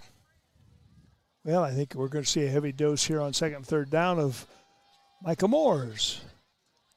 So on 2nd down, a pistol. 2 wide receivers, spread them out. And they will toss to Moores. Gets by 1 defender, gets a couple yards up to the 30. Boy, Lincoln Hoker is having a football game, I tell you, on defense. He is just all over the place making tackles. Nice job there. Only 1 yard gain by Moores on that. So 3rd down and 9 now coming up from the 30-yard line for Woodbine as we get under 90 seconds to go 3rd and 9 for the Tigers. Here in the first half. Minute 20 left to go in the half. 2 receivers to the right, 1 to the left.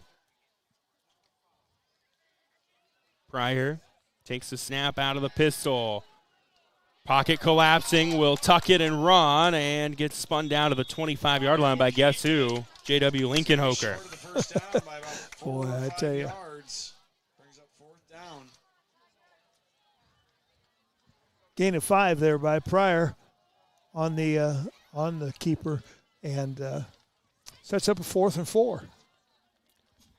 Yeah, so 4th down, under a minute to go in the half, down to 40 seconds left in the half.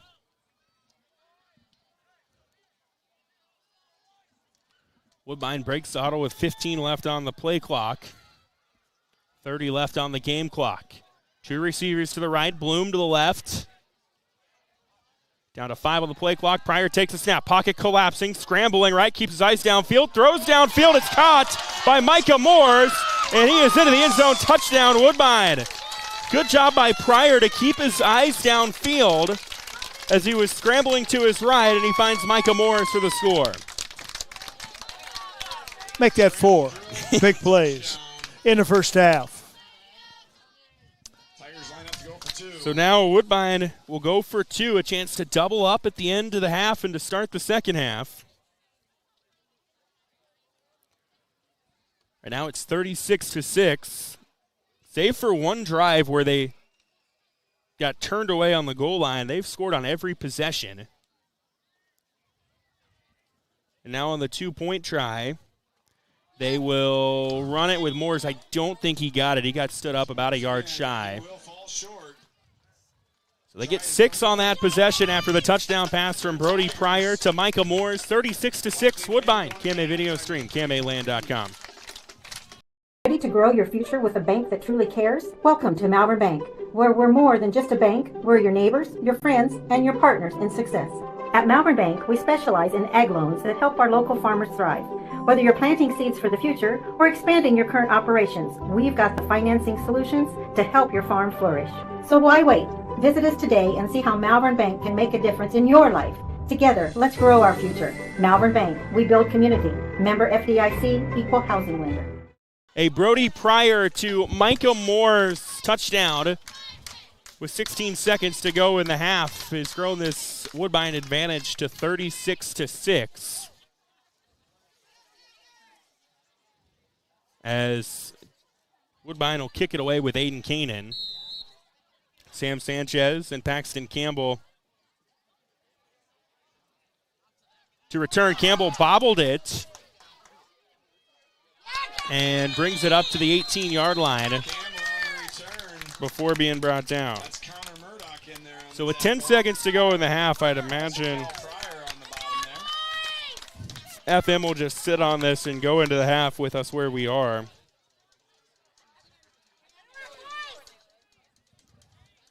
Still have the ball on the 19-yard line. They have one timeout left, so maybe run something and see if it pops, but that does not look like what they're going to do, and they won't. Forney will just take the snap and go down to a knee, and that is how the half will end. So we go to the break. Woodbine looking the part of one of the top teams in Class A player. They lead 36-6. We're back in a moment. KMA Video Stream, KMAland.com. Nutrient Ag Solutions takes the responsibility of growing seriously. As a leader in the ag sector, they provide their customers with complete agriculture solutions, including nutrients, crop protection products, seed, service, and digital tools for optimum customer success. Talk with Nutrient Ag Solutions in Westboro, Coyne, Percival, and Essex. Nutrient Ag Solutions, transforming agriculture and feeding the future.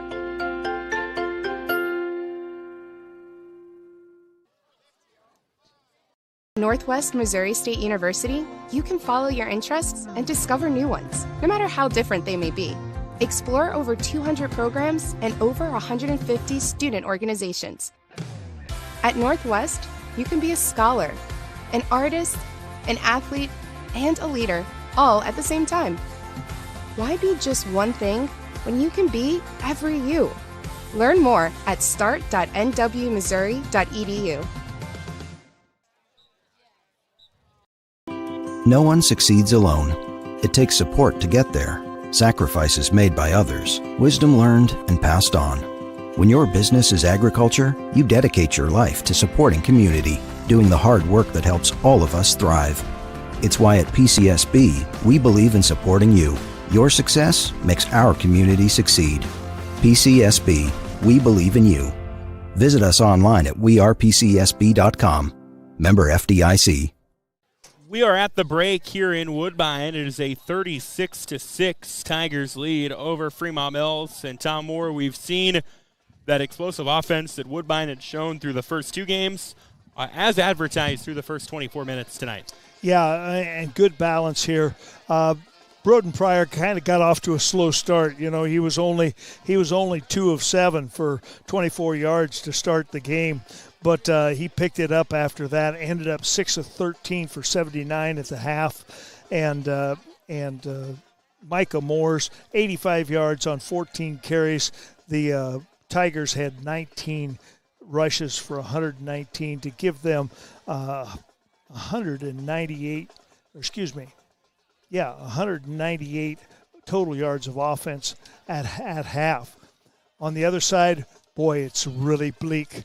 I tell you what, Fremont-Mills Knights, 15 carries, 9 yards on the rush, and Sawyer Forney was 1 of 4 with an interception for 2 yards, 11 yards of total offense in the first half. Yeah, good chunk. I mean, their only score came on the big special teams play from Paxton Campbell, then resulted in a short touchdown run. So other than that, like you said, not a lot going for this FM offense. Meanwhile, Tom, if you're Woodbine, I mean, you're you get the ball start second half, you're 1 touchdown away from putting running clock in effect, early on here in the third quarter. Right, and it's a long season, and boy, if you can do that, I think that's something you want to do. You want to get players into the ball game, because you never know when that guy that's standing over there beside the coach is going to end up having to be on the field, and you want them to get as much game experience as you can.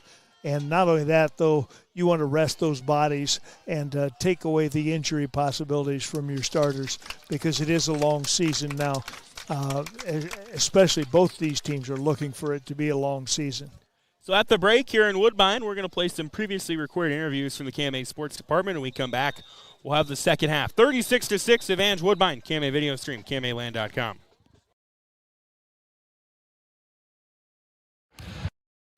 Away with a 3-0 win here over Glenwood, 3-0 here now with a couple of big contributors here tonight. Jocelyn O'Neill, Mario Ramirez. Jocelyn, we'll start with you here. Just kind of give us kind of the overall thoughts, kind of takeaways on this performance here for you guys tonight.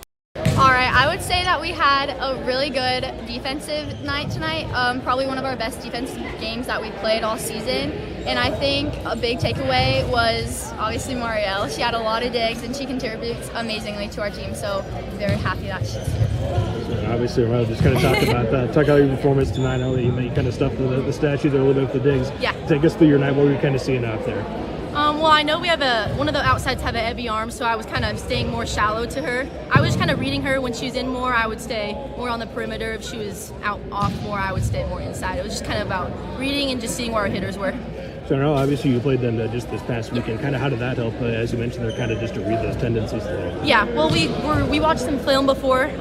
We watched our game against them, so we pretty much just found like open shots. I figured out where I could put my defense, and yeah, it just really helped us being able to watch a film.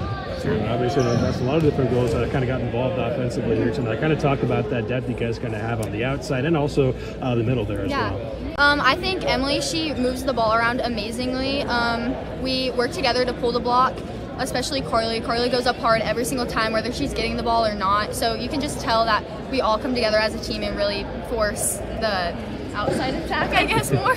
But we're still very heavy in the middle. Yeah. So kind of talk about your performance a little bit also here tonight. What was kind of working for you here this evening? I would say the faster tempo. The faster tempo always works with me and Em. She has really quick hands, so I think just getting on top of the ball and just placing the ball, especially with having Mar talking to me in the back row, it's really helpful. Sure, and I'll kind of talk a little bit, obviously there in that second set there early, you guys kind of went back and forth there a little bit before you had a bit of a run. What was kind of the message there to your teammates there to kind of rally a little bit there in that second set? We just got in our huddle. We just decided we need to reset. I know our passing was pretty good, I think, throughout the whole match, but our offense did get a little bit, I don't want to say bad, but we were off a little bit in the second set. But I don't know, I was really proud of I don't know who put the ball away around that long point. Carly, I think. Carly. I was really proud of Carly because she stepped up and got it. Especially for a middle. Yeah, Really it's really hard for a middle, especially out of serve receive. So I was really proud of her. So obviously, to be able to come back, obviously, be an opponent that you just played, obviously, this past week and have kind of the confidence, obviously, how big is this kind of moving forward here through this season now? I would say it's a very exciting thing for us. Moving on, we just have goals, obviously, to go to state. So just keeping up our record and just working together as a team like we have been is just really important to us. Congrats on the win tonight. Thank you. All right, Aurora comes away with a sweep here over Glenwood here tonight. Here now talking with head coach Angie Montgomery. And Coach, obviously there in that first set, you guys kind of jumped out early. Glenwood then kind of came back a little bit there in that late in that set to kept it competitive through the early in that second also, but you guys kind of pull away there late. Just kind of give us the overall thoughts, just kind of takeaways from this performance for your girls here tonight. Well, we actually had just played Glenwood Saturday, and they're just a fantastic, scrappy team. I think in really all three sets, I feel they put up a fight at any one point and stayed in a lot of long rallies. So you just got to tip your hat to them because, they graduated some power last year, but they've got a lot of good young talent, and Ray on the outside is just fantastic. I love watching her. She's got a heavy arm, but I thought tonight was one of the best defensive efforts I've seen us play.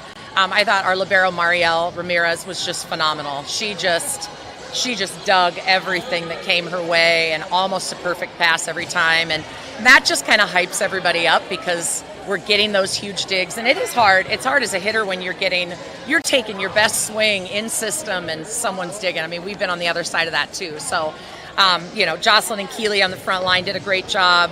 I'm just really proud of their effort tonight. It seems like you had a lot of hitters that kind of got involved in it here tonight. I guess kind of talk about obviously the depth you guys kind of have this year when it comes to being able to go on the attack here. Yeah, it's huge. We talked this summer about not wanting to just be a team that was outside heavy. Obviously we've got Carly that's a returner in the middle for us that can really put the ball away. Natalie got some great looks. We've said we established that outside. Teams are going to go with those kids. We're going to get wide open looks for people like Ellie, for Natalie, and they can put the ball away. So, it's just kind of we're working our offense trying to be not too predictable, trying to, vary the speeds of our attack, and they just worked so well together tonight, the hitters. So it seemed kind of like a little bit of a turning point there in that second set. You guys kind of went back and forth there. I think it was 6-6 at one point, but then you guys went a bit of a run there to build again. What was kind of the message there for your girls, obviously, to kind of battle through there and pull away there in this one tonight? Well, one of the things I think, with mindset that we've talked about is just letting go of errors. We had a few errors at times, but you couldn't really see, you still saw the confidence. They still wanted the ball back the next point. And, and sometimes, last season there were times where, some of our hitters would get in those slumps and then you could just see it all over their face and then it would, radiate to others. And I think that's one thing these guys do so well. They don't sweat the small stuff. They, a couple points here and there, a run of 4 3 or 4 at times, and you can just see the calm on their face, the belief. They're making eye contact with each other, and so those things are huge. You can't teach those. That's hard. You mentioned obviously Mario Ramirez there defensively. Obviously, Jocelyn O'Neill's been a big part of your guys' offense. Yeah. So you're kind of talking about what she brings there for you guys, what she brought to you guys tonight. Yeah, well, I mean, both of our outsides really bring such a heavy arm and shots. I mean, we love Jossie's so comfortable, and Keely going down the line. We've been working hard on our cross thumb down, sharp cross shot, but it just keeps hitters or the blockers and defense guessing. The other thing I think that our hitters do so well, Jossie, most of all, I think, is just looking at the court. But like Jossie and Keely talk to each other so well, so they know what's open for each other. So I love that about them. They know, and it's, about pulling kids out of defense that they don't want to play, and it's making them make in-game adjustments so we can kind of control that. So just love how they work together in those aspects. Congrats on the win tonight, Coach. Thank you so very much. Looking forward to Woodbine Fremont-Mills on the KMA video stream Friday night. I'll have the call alongside Tom Moore. Taking a look at it now from the Fremont-Mills side with head coach Greg Ernster. Coach, 2 games in, and the Knights are 2-0. How are we feeling there in Fremont-Mills? Feeling lucky, feeling pretty good about ourselves, and tough task at hand. But anytime you're 2-0, you got to feel pretty good. Yeah, you look back at last Friday night, go against a really good Boyer Valley team, and get pushed down to the wire. Tell me about that win now that you've had a few days to probably kind of digest everything that went down. Molly Wise, Brooklyn Rutledge, out of St. Albert, making that big comeback win. Molly, what did Coach say to you guys going down 2-0? It's not like you guys were playing bad, but what did she do to rally the troops? Yeah, she just told us to keep believing in ourselves and to not let up and to keep pushing ourselves, and that the nerves will go away, and that's what happened. She's coached this program to a lot of wins here. How does her, kind of question for both of you, how does her consistency and what do you think just makes her able to help you guys get to wins like this? I would say the way she pushes us in practice, there's nothing she doesn't believe in us that we can do. So just all the reps we do in practice, and she really believes in all the little things, and that helped us with the win tonight. Yeah, every drill she pushes us to be hard, to go harder, do better. She knows it's in us, so it's really supportive. She's instilled the drills in you in Brooklyn. You had some hard hits tonight, some literally loud kills, so kind of just go over your leading team kills of 16. All credits to Molly and our passers. They're able to get the ball up. She gets me a good ball. I swing. And Molly, for you, setting Brooklyn up, setting Sophia, setting Naomi as well. There's some good attacking options in this offense. How has Brooklyn kind of plugged into that? I know you had Naomi last year and Sophia as well, but how has she kind of plugged into that even more this year? Yeah, it's really awesome having such strong hitters, and Brooklyn likes to push tempo, which has helped our team a lot. Just faster pace, which pushes the other team, and it makes us better. So. Molly, in sets 1 and 2, Brooklyn had the hot hand. Sets 3, 4, and 5, a lot of Naomi Sherrill and Denton and Sophia Denton. What's it mean to you as a setter to know someone's getting hot and then kind of find them a little bit more even? Yeah, I just can tell when they're getting hot, and I want to give them the ball more. It motivates them, and yeah, that's what I like to do. Another question for both of you. I mean, it was an electric environment in there. The crowds from both sides really brought the energy tonight, and it's an instant classic win. What is it just kind of like for both of you to be a part of a match like that, and obviously even better to come out on top? Yeah, our fans are so supportive, and it's really great playing in such a loud gym and knowing that they're behind us, and it's just really fun. And we've been really saying in practice, we want to just have fun, and that's what we did tonight. Yeah, it's really fun to have that much energy in a gym. We know we have so much support from our fans, so we really appreciate it, and it makes us play better, honestly. So, Brooklyn, you guys went down 2-0 quick, but then came back to, again, won the next 2. Sets 5 quick, so what did Coach say to you guys going into set 5, knowing you had that big momentum? Trust ourselves, trust our work that we put in practice, just trust each other too. She knows that we uplift each other every time something happens, good or bad, we're always uplifting each other, so yeah, just trust ourselves, trust our teammates. Kind of to piggyback off of that question, would you say it's kind of more of this consistent support, or was there maybe a moment where you felt like things changed in this match tonight? I would say after the second set, we really wanted to reverse sweep, and I would say that's when it really clicked for us. I think our nerves went away, and we just played and had fun. Yeah, it was really inspiring after those 2. We just wanted to win really bad. So we took that and worked hard. So. Senior Molly Wise, Junior Brooklyn Rutledge, congratulations, guys, on that big comeback win for your home opener. Good luck the rest of the way. Thank you. Here's head coach Andy Lance of the St. Albert Saints. Comeback win here at home. You guys went down 2-0 sets against a tough Fremont-Mills team. Battled back, stayed with it. You guys had that comeback. So, let's get to it. What did you say to the girls after going down 0-2, 25-21, 25-20? We just had to play our game. I know there's a lot of nerves coming into it. Girls, first home match of the season. All we've had so far this season was 2 Saturday tournaments, so actually getting to play a regular season match instead of a tournament, there was a lot of nerves, and we just had to calm down and play. And we just went out there with everything we had in the third set. That's what you have to do. You earn the rest of it. So we had that mindset. Obviously, a lot of experience for you as a coach. You've been in a lot of matches. This has to be up there. Every set decided by 5 points or fewer. What do you just kind of think about? I mean, it was an instant classic match. That ranks up there, obviously. It's, I'm just proud of the girls for how they decided to pull together, and they were encouraging each other. The, sets 3, 4, and 5. I mean, it was just one ball at a time, and that's kind of how you have to play it. It's a one ball, next ball mentality. It was definitely, guys did say the core. Set 3 was no panic at all. You guys came out, got that quick lead, and then went coast to coast in set 3 and 4. So what was kind of the reason on the court you guys think you guys just really pulled away? We minimized a lot of the errors that we were making in sets 1 and 2, where we gave them a 5-point run, a 6-point run, a 4-point run, and it was just all ball handling errors that we know that we do way better in practice every day. We just had to focus in on cleaning up the little things. They did that, and we'll see what we got. Just drawing from your own experience as well, what do you kind of tell the girls during the game, and who are some of the voices from your players who kind of had that consistency and kind of even keelness during the match? They all do such a great job of bringing a lot of motivation and positivity to the team, no matter what's going on. If somebody makes an error, somebody's right in there telling them, hey, next ball's yours, don't worry about it. It's just, playing with each other for each other. So it's carrying each other when someone's down, somebody else steps up and plays. It's going out and playing the next ball and being ready to go and not getting caught up in maybe what happened 4 or 5 points ago. 3 juniors on that front line. Brooklyn Rutledge leading the way with kills. She was huge in sets 1 and 2. Ended it on that 5th point. So give a talk on Rutledge's big night leading you guys in kills. She's got a big, heavy arm, and it's a great addition for us. But at the same token, she fits in very well with our system and what we currently had returning wise.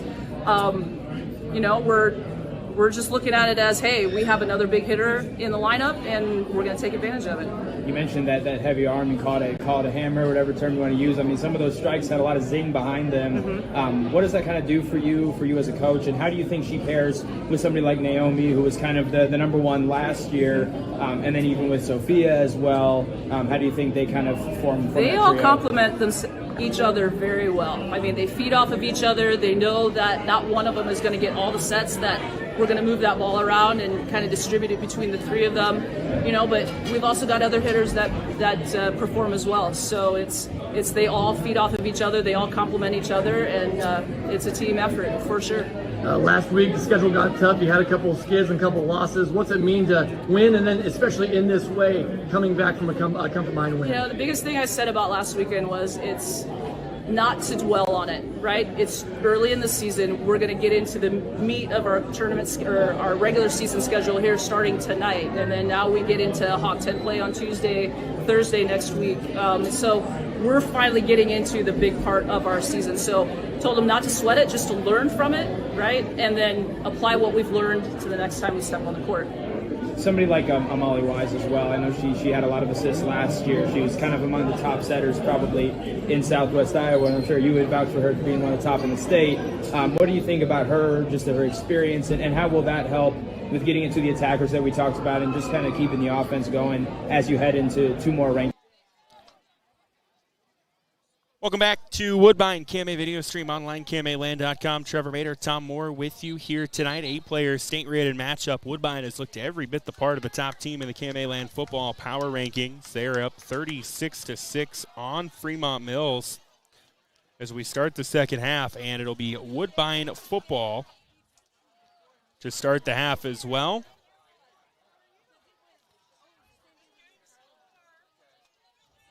So the Tigers, a score here could potentially get the running clock going. Woodbine will return this kick.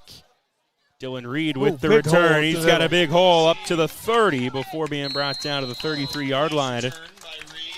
Boy, the middle just parted there for a little while. Was able to close it back up and make the tackle, but good field position here. And Woodbine can now take this down and set us in a running clock with a score. They have scored on every possession except one, and that one possession they were on the doorstep, got turned away on 4th and goal inside the 5. Other than that, 5 possessions, 5 touchdowns, plus a safety to go on top of that. And the defense has just been stellar. Brody Pryor still in at quarterback. Micah Morris in the backfield behind him in a pistol. Pryor, play fake, wanting to take a shot deep to Bloom. He just overthrew him. Again, they went for that first down shot, something they've done a lot tonight. Trying to go for the big play early. It'll be 2nd and 10. Tom, I'm beginning to see that's a tendency, that first down shot for the Tigers. Oh, there's no doubt about it. And other teams are going to see that too, but boy, you got to stop it. That's a dangerous combination, those two are. Pistol look for Woodbine. Pryor has Moores behind him in the backfield. They will run it with Moores. Moores keeps the legs moving for positive yardage before J.W. Lincoln-Hoker makes the tackle. Gain of about 5. We'll make it 3rd down and 5 coming up for Woodbine from the 38-yard line. 11.5 to go here in the 3rd quarter. Tigers will bring the play in from the sideline.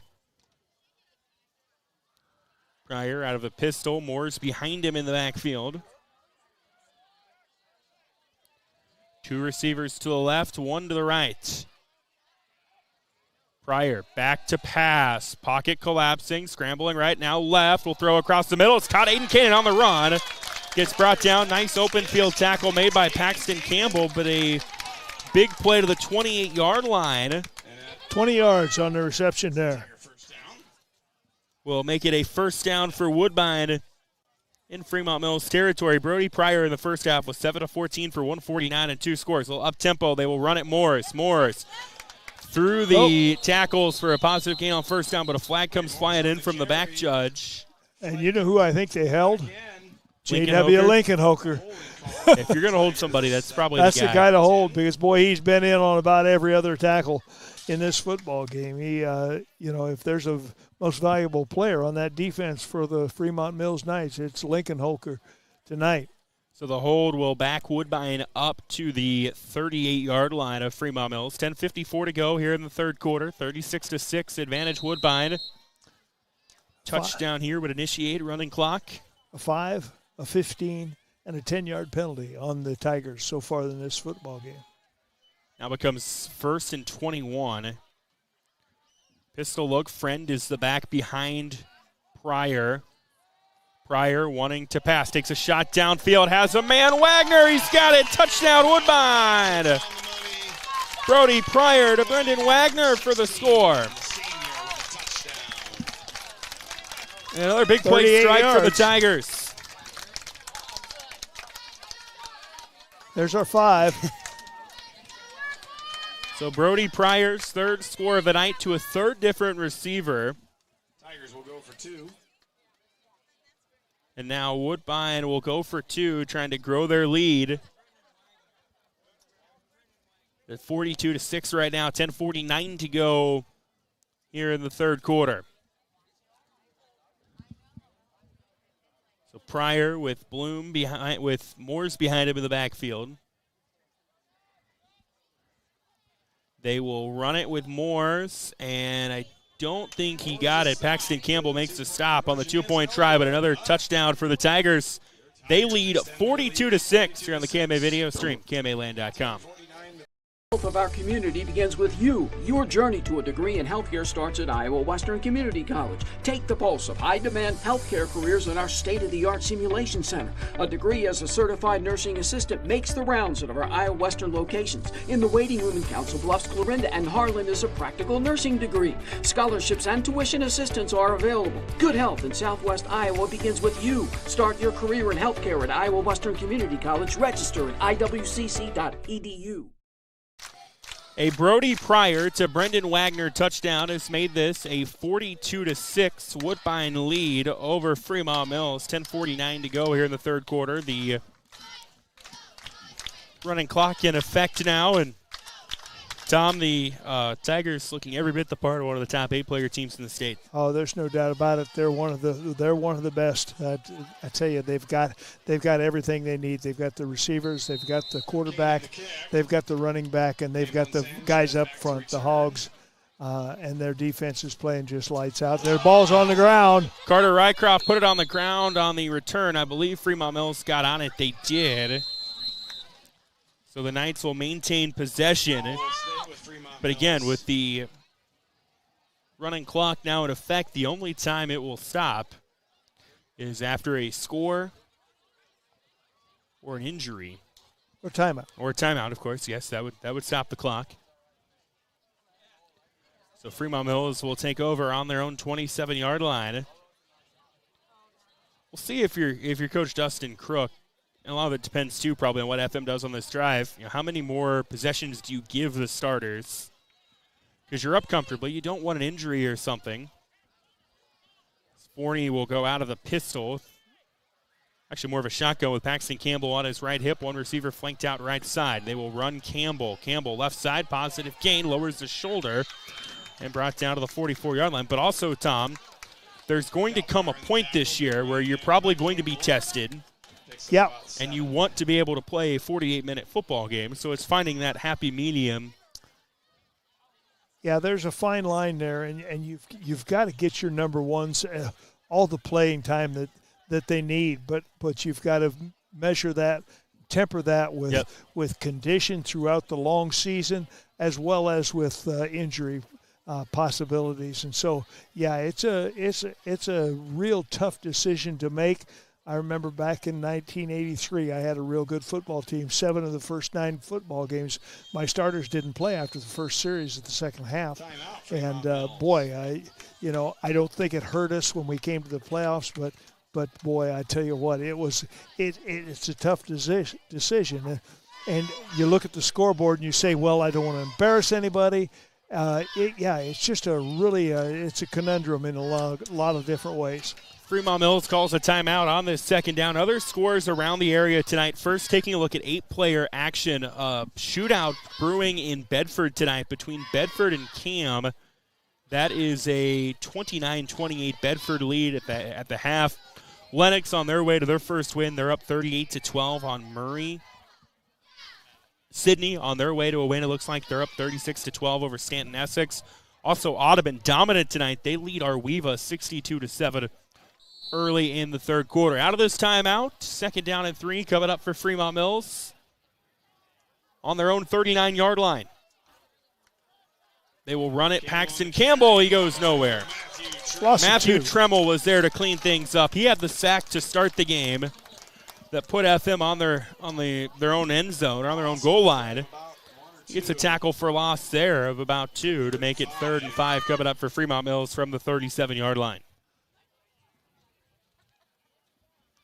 So 3rd and 5 for the Knights. Forney again will have Campbell on his right hip. 2 receivers to the right, 1 to the left. Forney back to pass. It is caught. Lincoln Hoker. Actually, no, it's Mason Reed making the catch. Then he kind of went backwards for a moment before cutting upfield. He does get the first down. That's Mason Reed. To the 38-yard line. So needed 5, got 6. One thing I like about the 35-point rule and the running clock is a coach doesn't have to worry about just running the ball here to run the clock out. He can still throw the ball. The clock's going to continue to run, but he can still run his offense as he sees fit. and he doesn't have to get into that mode where I'm going to take time off the clock. So 1st and 10 for Fremont-Mills from the 38-yard line. A little play fake. Forney scrambling left, has ice downfield, then just kind of shovel tosses it to a man out in the flat. It was Wyatt Madison, but it was a little bit short. It'll be an incomplete pass to make it 2nd down. Probably could have run for as many yards there as he would have if that pass had been caught. He had a wide open field ahead of him. 2nd and 10 coming up for Fremont-Mills on their own 38-yard line. 3 receivers to the right. Forney back to pass. Campbell was his target. He underthrew him just a little bit. And it'll be 3rd down. So Woodbine defense has forced 2 turnovers tonight. Brenner Sullivan recovered a fumble. Then Cal Pryor had a pick. They also had a Joe Friend pick 6 that was called back due to a roughing the passer, but they're +2 in the turnover margin tonight. And they've turned one of those into a touchdown. So 3rd and 10 coming up for the Knights on their own 38-yard line. 6.5 to go in the 3rd quarter. Forney back to pass. It is caught by Mason Reed. He is upended as soon as he made the catch. Brenner Sullivan rolls up on him, and Reed. Boy, yeah, that was not comfortable. Just came down uncomfortably there with his legs under him, and he's up and moving pretty well. It was just That's one of those that, in the moment, I'm sure doesn't feel very good at all. Right, exactly.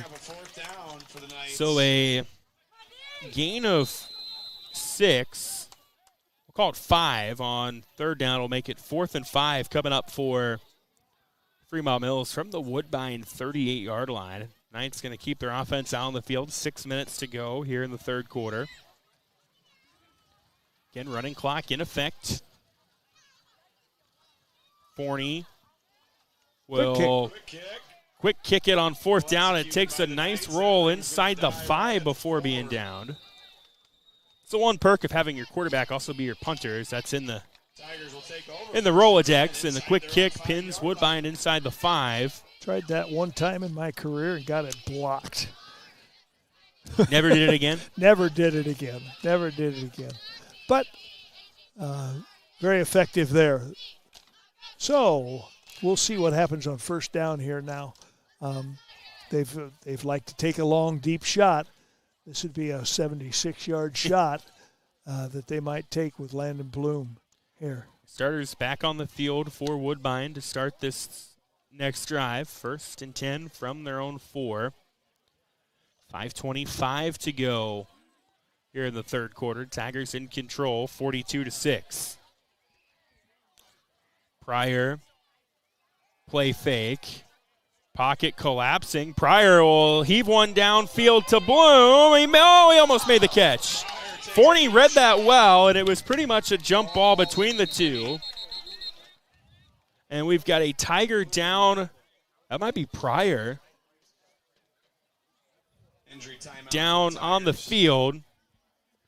I believe the official yelled cramp, cramp, cramp. And judging by how the Woodbine training staff is tending to him, that seems to be the case. But Tom, once again, they were going for that big play on 1st down. Yeah, that's that's something that they are really showing a tendency for. You got to stop it, but they've had not. I don't want to say they haven't had success, because they have, but boy, yeah, a lot of times that'll put you behind the 8 ball. Especially at the 4-yard line. Now you're 2nd and 10 from the 4-yard line. So Pryor, without your quarterback.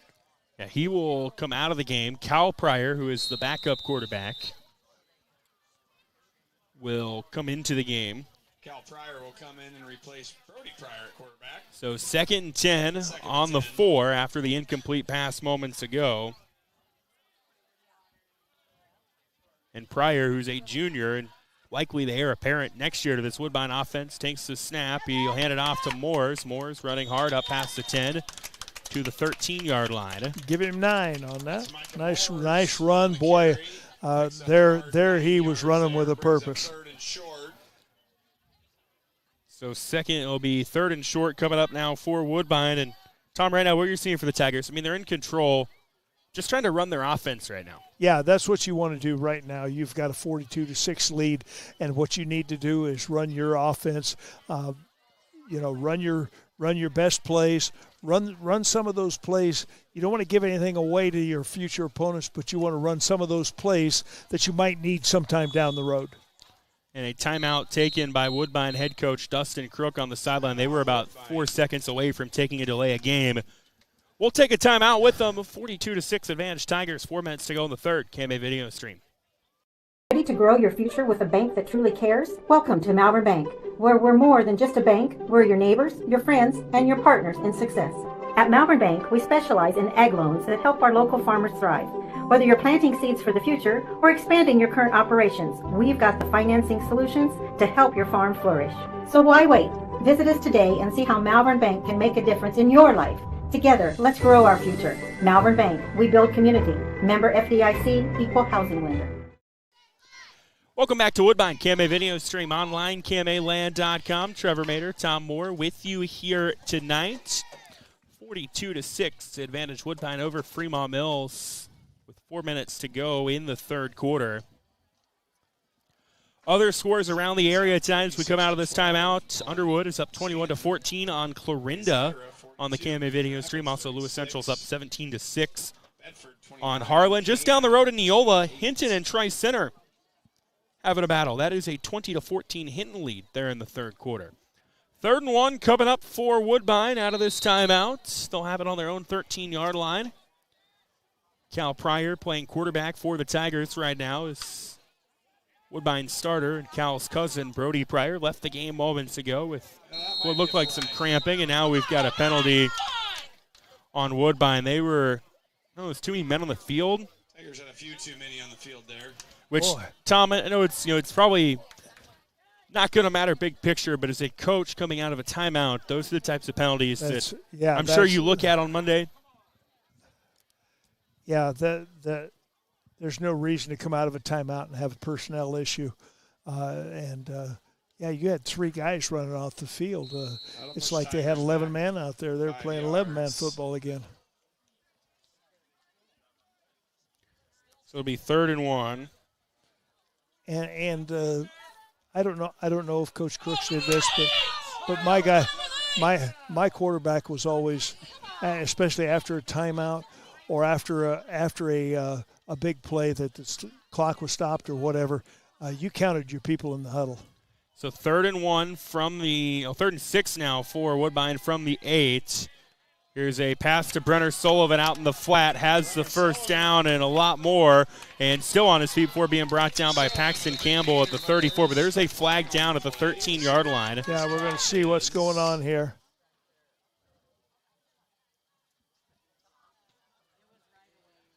Pass interference, offensive. So offensive pass interference will wipe that out. I think that was on Joe Friend. And it'll become 3rd down once again.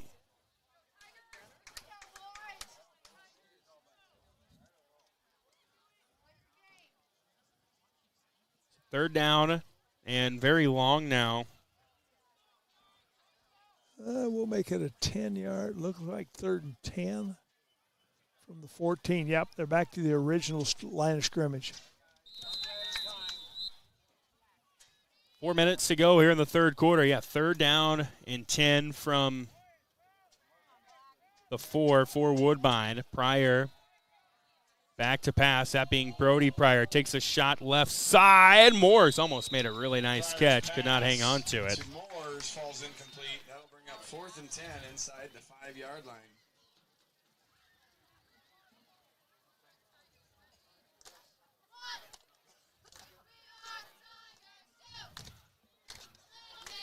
So it'll be 4th down and a Woodbine punt for just the first time tonight, 3rd time all season, Tom. Yep, that's we'll get a chance to see their punter here, see what he has. So got 2 receivers back. No, just one. Brody Pryor is the punter, by the way, for Woodbine. He got nice that off. Punt Nice by punt. Pryor will be returned at midfield by Sawyer Forney. Forney will bring it up to the 26-yard line before being brought down. 37-yard punt, 15-yard return. Good field position for the Knights. So Fremont-Mills will start this next drive on their own 25-yard line, or on the Woodbine 25-yard line.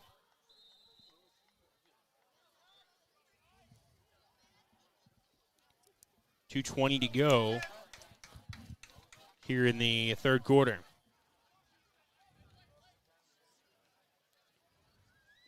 So the third punt of the season for Woodbine. Fremont-Mills will have it in good field position.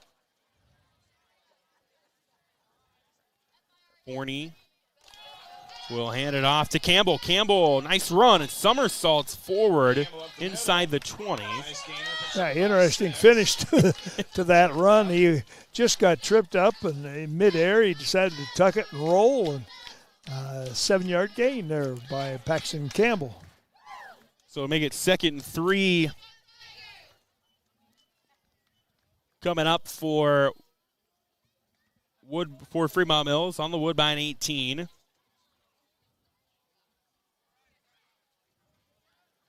Forney will have Campbell behind him.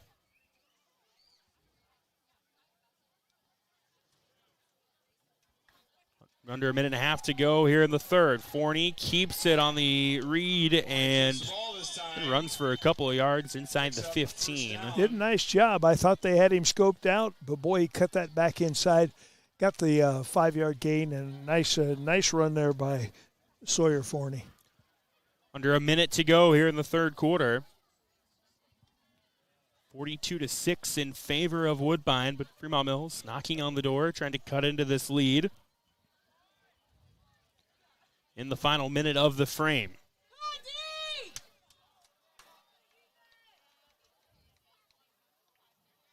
FM taking their time, breaking the huddle. They do so with under 10 left on the play clock. Be the final play of the quarter. They will run it with Campbell, trying to squirm through the pile, but he was wrapped up after a gain of about 2. And that'll be how the quarter ends. So we'll go to the fourth. 42-6 in favor of Woodbine over Fremont-Mills. We're back in a moment. KMA Video Stream, KMAland.com. Nutrien Ag Solutions takes the responsibility of growing seriously. As a leader in the ag sector, they provide their customers with complete agriculture solutions, including nutrients, crop protection products, seed, service, and digital tools for optimum customer success. Talk with Nutrien Ag Solutions in Westboro, Coyne, Percival, and Essex. Nutrien Ag Solutions, transforming agriculture and feeding the future.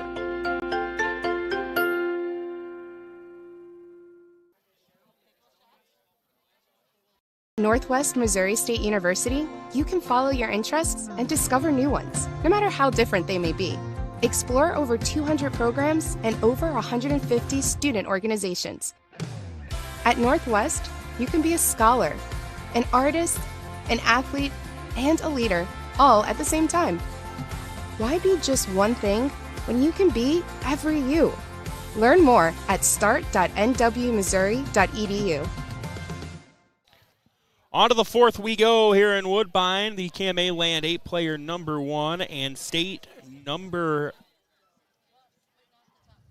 4 Tigers looking every bit the part of that. Or number 3 Tigers looking every bit the part right now as they lead 42-6 over Fremont-Mills. But the Knights on the doorstep of scoring and cutting into this lead.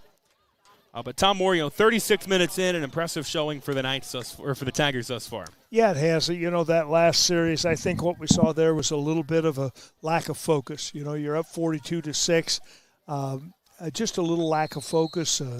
Not only on the plays that you were running there, but coming out of the timeout, penalties. You had 2 penalties on that, and just a little lack of focus right there. So Fremont-Mills has it 2nd and 9 from the Woodbine 12 to start the fourth. Sawyer Forney's pass is complete to J.W. Lincoln-Hoker, trying to cut up field. Still on his feet. He's going to go into the end zone for a touchdown. Wow. Lincoln-Hoker with the great effort to squirm through the pile for the score, and it'll be 42-12. Lincoln Hoker has been all over the place tonight, Tom, and good for him to find a way to get in the end zone. Yeah, his second touchdown of the night. He had the 1-yard run, and now the 12-yard touchdown on the great catch and run after catch there, especially. So now they will go for 2. And the clock stops after the touchdown. 11:51 to go here in this one. Forney back to pass on the 2-point try. Goes left side to Lincoln Hoker. He makes the snag. Forney's pass is complete. And the 2-point try is successful. And Fremont-Mills gets their second touchdown of the night on the touchdown toss from Forney to Lincoln Hoker. 11:51 to go. It's 42-14. Woodbine, KMA Video Stream. No one succeeds alone. It takes support to get there. Sacrifices made by others. Wisdom learned and passed on. When your business is agriculture, you dedicate your life to supporting community, doing the hard work that helps all of us thrive. It's why at PCSB, we believe in supporting you. Your success makes our community succeed. PCSB, we believe in you. Visit us online at wearepcsb.com. Member FDIC. A Sawyer Forney touchdown pass to J.W. Lincoln Hoker has got this to 42-14. And, Tom, obviously a lot would have to happen over the next 11 minutes and 50 seconds for FM to mount this comeback. But if you're the Knights, that last drive, a good sign as you try to build upon this and move forward. Oh, no doubt about it. You want to keep running your offense here. You want your guys to get some confidence. And this is just something that, you just ran into a better team tonight, and you're going to have to play better throughout the next 65 games. This kick will be returned by Woodbine, and a nice return by Moores up into Fremont-Mills territory before being brought down at the 31-yard line. So Woodbine will start this next drive on the Fremont-Mills 31-yard line. Boy, I tell you, we've seen some exciting runs on kickoff returns tonight. 67-yard near touchdown by Paxton Campbell. Fremont-Mills, a nice one there. Looks like something that'll give both coaches something to work on during the week. So Woodbine will take over on the FM 31-yard line. Pryor in the pistol. They will go a little reverse. Bloom to Cal Pryor. He wanted to throw. Instead, he'll just have to run it and gets maybe a yard or two before being gobbled up. Carter Rykoff and Broden Zimmerman were in there on the tackle. And Pryor slow to get up.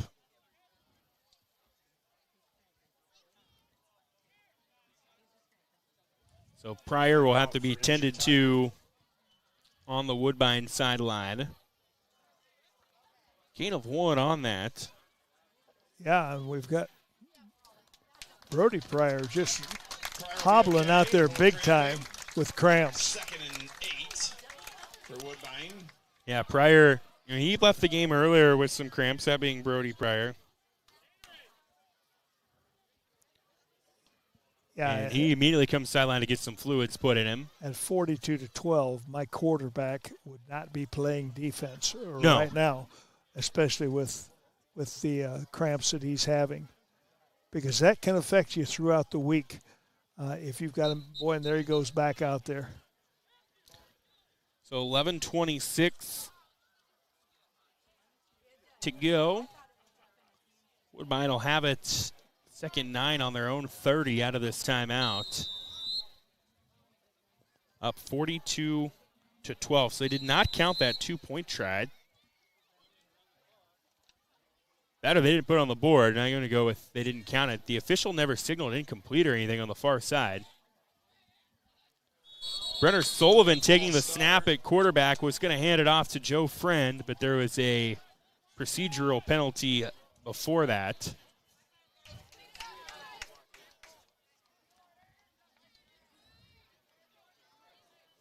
And it'll back Woodbine up to the 35-yard line. Yeah, just lack of focus here now. 2nd and 14. Got to stay mentally awake through the whole thing.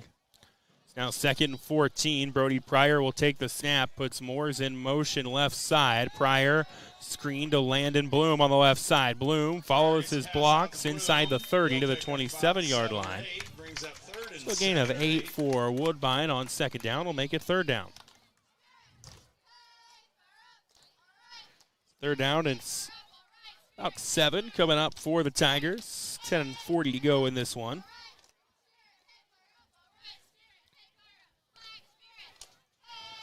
Woodbine will bring the play in from the sideline.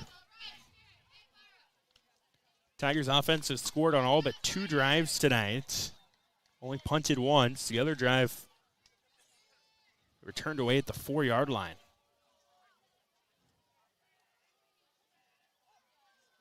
And there was movement for Woodbine. Or was it Fremont-Mills? Pryor's clapping. Nope, it was on Woodbine.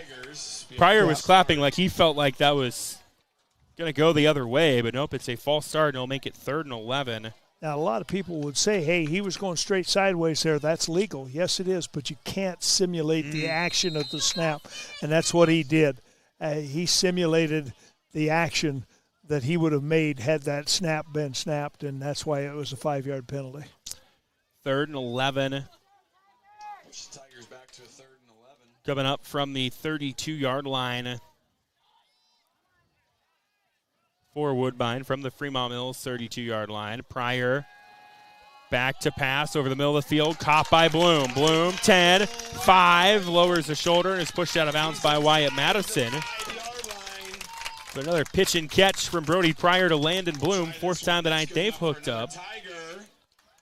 We'll spot that one just outside the 5 of the 6-yard line. 26-yard return or pass play there.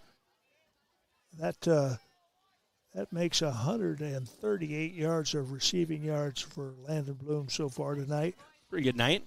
And 241 passing for Brody Pryor. Here's a handoff to Moore. He's trying to get the angle. He gets stood up at the 1-yard line, just out of view on your screen at home. There is a flag down, though, and it's coming back on Woodbine. Holding on the play, though. It's going to come back. So, and now Moores is cramping in the end zone. Or no, that's not Moores. That's somebody else for Woodbine. With Landon Bloom in the end zone being tended to. I thought that might be who that was, but I did not want to speculate until told otherwise. And, Tom, it's early in the season. It is a little warm out, or it was warm out today. And as we mentioned earlier in the pregame, this is a Woodbine team that has not had to play a full game yet in terms of their starters being on the field. Right, and boy, that's their 8th penalty though. Now they really, they only had 3 in the first half, 5 of 10 and the 15, but now they've had 5 more penalties here, 4 of them procedure penalties, and then that hold right there. Just lack of focus. Gotta clean those things up if you're going to be a championship football team. So now it'll be a first down from the 16-yard line. Pryor will put a man in motion. It's Morris. Will pump by Pryor. Pocket collapsing. He gets spun down from behind after a short gain. Blake Schaff was barreling down on Pryor. Yeah, he was looking to throw downfield, and if he'd have taken off and run, I think he'd have had a lot more yards, but just wasn't able to get beyond that one guy that was able to catch up to him after he slowed down to look downfield. 2nd and 14 from the 14-yard line. Second goal, I should say, from the 14 for Woodbine. 9 minutes to go in this game, up 42-12. Pryor wanting to throw, keeping his eyes downfield, pocket collapsing. He will throw one deep to Reed, and he threw it out of bounds. Pryor just throws it out of bounds. So the FM defense got to Pryor a little bit. And it's 3rd and goal coming up for the Tigers. Did a good job of containing him in the pocket there, and that's what they needed to do. Didn't let him get out to where he could see the field and have space to run. So 3rd and 14. 3rd and goal from the 14, I should say, with 8.5 to go in this game. Dylan Reed will bring the play in from the Woodbine sideline. 8:35 to go. Another Woodbine touchdown would reinitiate the running clock. And they will hand it off with Moores, who churns forward to about the 10-yard line. It'll be 4th and goal coming up for the Tigers. That put Micah Moores over the 100-yard rushing for the night. 17 carries, 103 yards. And he runs hard, Tom. He's not somebody that's, going to pop probably a 50, 60-yard run very often, but really runs, the cliche, runs behind his shoulder pads. Exactly, especially down here in the red zone. 4th and goal from the 10. Pryor rolling right, throws to Brenner Sullivan. He short-hopped it, and it'll be a turnover on downs. So Fremont-Mills will take over on their 10-yard line with 7:53 to go in this one.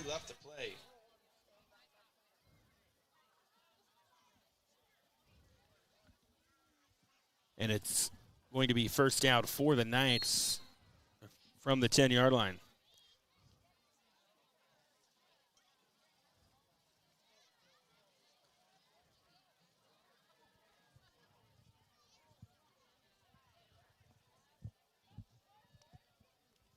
So 1st and 10 for the Knights.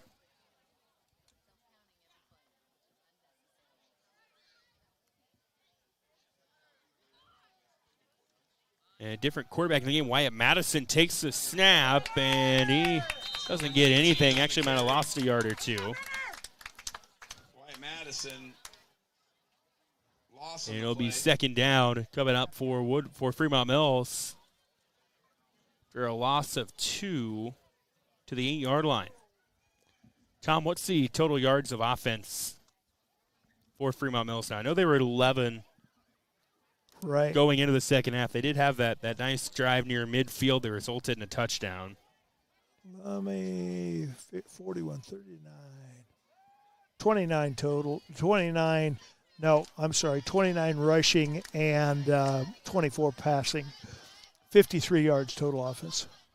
On 2nd down, here's a run for a couple yards on the far side, trying to make out no yardage. That was in the pile, and I think that was Carter Rycroft, I believe. No. It's Paxton Campbell, and he comes to the sideline now on the far side. 6:40 to go in this one, 42-12 in favor of Woodbine. The Tigers on their way to moving to 3-0 on the year.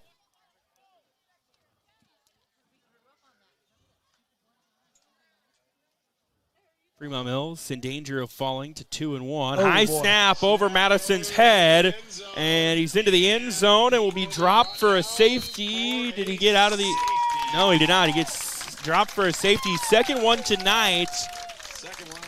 And it makes it 44-12 in favor of Woodbine. How often do you see 2 safeties in a game, Tom Moore? Boy, I don't know that I ever have. Seen 2 safeties in a game. I can tell you that tonight, aside from what we just saw here, Southwest Valley Central Decatur, that game was 14-4 at halftime. I've never seen a game with a score of 4. I'll be done. Yes. Anywho, 44-12, Woodbine with 6:16 left in this one after their second safety of the night. And the Tigers will get the ball as well. And Tom, if you're Coach Dustin Crook, this might be a situation where you give some of your reserves, some of your backups a chance to get on the field, for a handful of reasons, right? Keep your starters healthy. Also, no doubt about it. At some point, you're going to want those guys. You've got some kids on the sideline that have been working real hard, and they deserve some playing time here. Yeah, you've got JV games and for them to play, but but you also might have a couple seniors down there that aren't seeing a whole lot of playing time. That be a good thing to get for them right here. This will be returned by Micah Moores, and he gets up to the 33-yard line before being brought down. So Moores Madison on the tackle. With the return to the 33. Will take over. And that'll be where Woodbine begins their next possession. Tigers offense has hummed along tonight. Big plays early on got them this lead.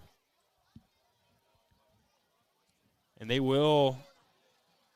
We've still got some starters out there. I see Brody Pryor on the sideline. Cal Pryor also on the sideline. Looks like Brenner Sullivan is going to play quarterback for them.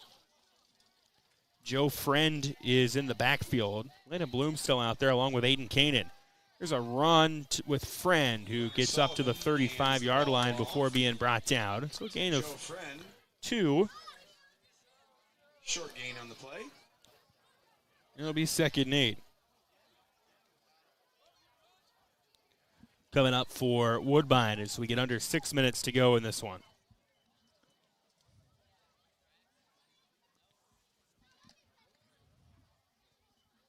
So Sullivan taking the snaps at quarterback now. Friend behind him. Fakes the toss to Friend, and now Sullivan going to run. He's got some room. 30, 20, and got it out of bounds at around the 17-yard line by Sawyer Forney, but a nice run by Brenner Sullivan. They mark him out of the 18, so give him a gain of 27. A nice run there. Just pulled that ball down, found the hole, exploded through it. Got a lot of quickness there. And he got through that hole and to the sideline. Nice 27-yard run there by Sullivan. Sullivan, just overall gifted athlete for Woodbine, state qualifying wrestler as well. It's a nice run there to set up a first down at the FM 18-yard line. 1st and 10, Friend in the backfield behind him. Sullivan, quick pass, Bloom makes the catch, gets through a defender. He's going to go into the end zone for the 3rd time tonight. This time, though, from Brenner Sullivan. And Landon Bloom, once again, finds pay dirt to grow this lead to 50-12. There's a reason why he is gaining interest from the Division I level.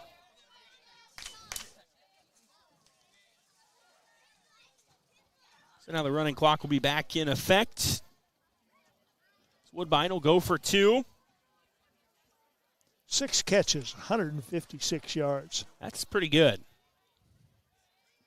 Sullivan, little option play here. He will keep it. His friend was following, and Sullivan is into the end zone for the successful 2-point try. 52-12. Advantage Woodbine. 5:23 to go in this one. KMA video stream. Pharmacy is dedicated to providing you and your family quality medications, medical equipment, outstanding service, and individualized customer care. Rogers Pharmacy has a large selection of durable medical products, from walkers, hospital beds, electric scooters, crutches and braces, to lift chairs, diabetic supplies, and everything related to respiratory conditions. And they offer delivery of your medical equipment in a 50-mile radius of their Missouri locations, including service to parts of Iowa and Nebraska. Rogers Pharmacy, your full-service pharmacy in Tarkio, Maryville, Mound City, St. Joe, and Stanberry. Welcome back to Woodbine. KMA video stream online, KMAland.com. Trevor Mader, Tom Moore with you here tonight. 52-12 in favor of the Tigers. Tom, what's the yardage total for Woodbine tonight? Oh, boy. We've got, let's see, 259 passing and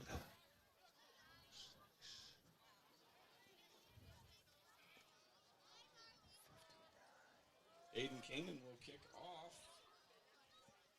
Campbell and Sanders. So Aiden Kanan will kick it away as Tom does some math. 186 rushing for pretty good. 445 total so far. That'll win you a lot of games. Kanan's kick goes into the end zone for a touchback. And again, the running clock will be in effect. 5:23 to go in this one. So Woodbine looking like they're going to move to 3-0. The rest of their schedule, Stanton, East Mills, Boyer Valley, and Coon Rapids Bayard. Those first 3 games, all district games. Trevor, what was that last PAT? Who scored that? That was Brenner Sullivan. Sullivan. 5:09 left. Wyatt Madison at quarterback for Fremont-Mills takes the snap, runs back to the line of scrimmage, and nothing more. Murdoch on the tackle. No gain on the play. The clock will run down, under 5 minutes to go now. Fremont-Mills 2-1 on the year. They have an interesting matchup next week. They're going to play Waco Wayland. Now, Tabor and Wayland could not be much further apart from each other, so they're going to play that game at a neutral site. They'll be played, I say couldn't be much further apart. It could be like Fremont-Mills and Turkey Valley, like they played last year at West Des Moines Valley, but they'll play Waco Wayland at Central Decatur next week. Then they get another state-rated matchup against Audubon in 2 weeks. There's a run for maybe a yard from Paxton Campbell. We'll make it third down. So Campbell with the run of a yard makes it third down and 9 from the 16.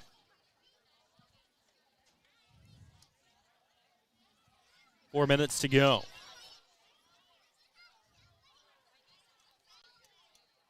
High snap over the head of Madison. We get our third safety of the night. Madison trying to get out of the end zone to make sure that doesn't happen. I think he did. Just barely, I believe. Oh, no. Third safety of the night. Oh, my. Somewhere, Kirk Ferentz is smiling. Oh, boy. So the errant snap over the head of Madison. Chases it down, couldn't get out of the end zone. And that makes it 54-12 with 3:38 to go.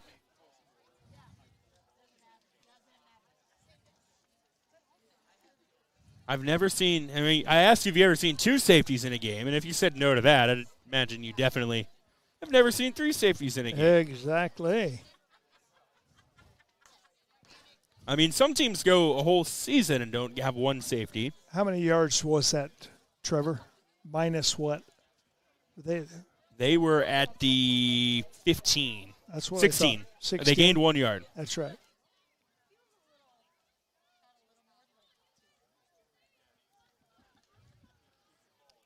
So 3:38 to go. Fremont-Mills will kick it away after the safety. And this won't be returned. Well, a fair catch signaled for by Woodbine with Micah Morris. And the Tigers will come out here with 3:37 to go and a chance to put this game away. Trevor, with those three safeties, the minus yardage on those three safeties has taken Fremont-Mills into negative territory rushing for the night. Well, I know Sydney last week when they played Woodbine had minus 45 rushing yards. They had minus 6 total yards on the night last week. How about upset alert tonight in Clarinda, Tom? Clarinda has taken a 28-21 lead and on Underwood. Underwood was up 21-7 in that football game. 1 week you lose the Page County Super Bowl. The next week you put a team on upset alert. Here's a handoff for a couple of yards on first down to Joe Friend, who had a 37-yard rushing touchdown earlier in this game. Gets about 3 yards to the 24-yard line. It'll be second down and 7 coming up for Woodbine. Brenner Sullivan playing quarterback now for the Tigers. Broden Pryor, the starter, given the rest of the night off after doing his job efficiently for the first 3 quarters. Sullivan will run left side. Gets past one defender, gets up to about the 28-yard line before being brought down. Brings up third down. And it's third down.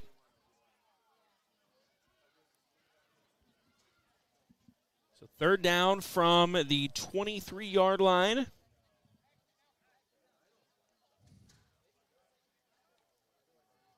For Woodbine, as we're down under 2 minutes to go, and right now Woodbine just trying to run this clock and staying in the huddle, letting the play clock run down. Clock's running. And, just going to run as few plays here as they have to put this one in the books. Down to 90 seconds to go. Sullivan will pass it to Reed on a screen. Reed gets positive yardage to the 33-yard line. It'll be a first down, and that will allow them to run some more clock, and we're down to a minute to go in this game. To run one more play, maybe two.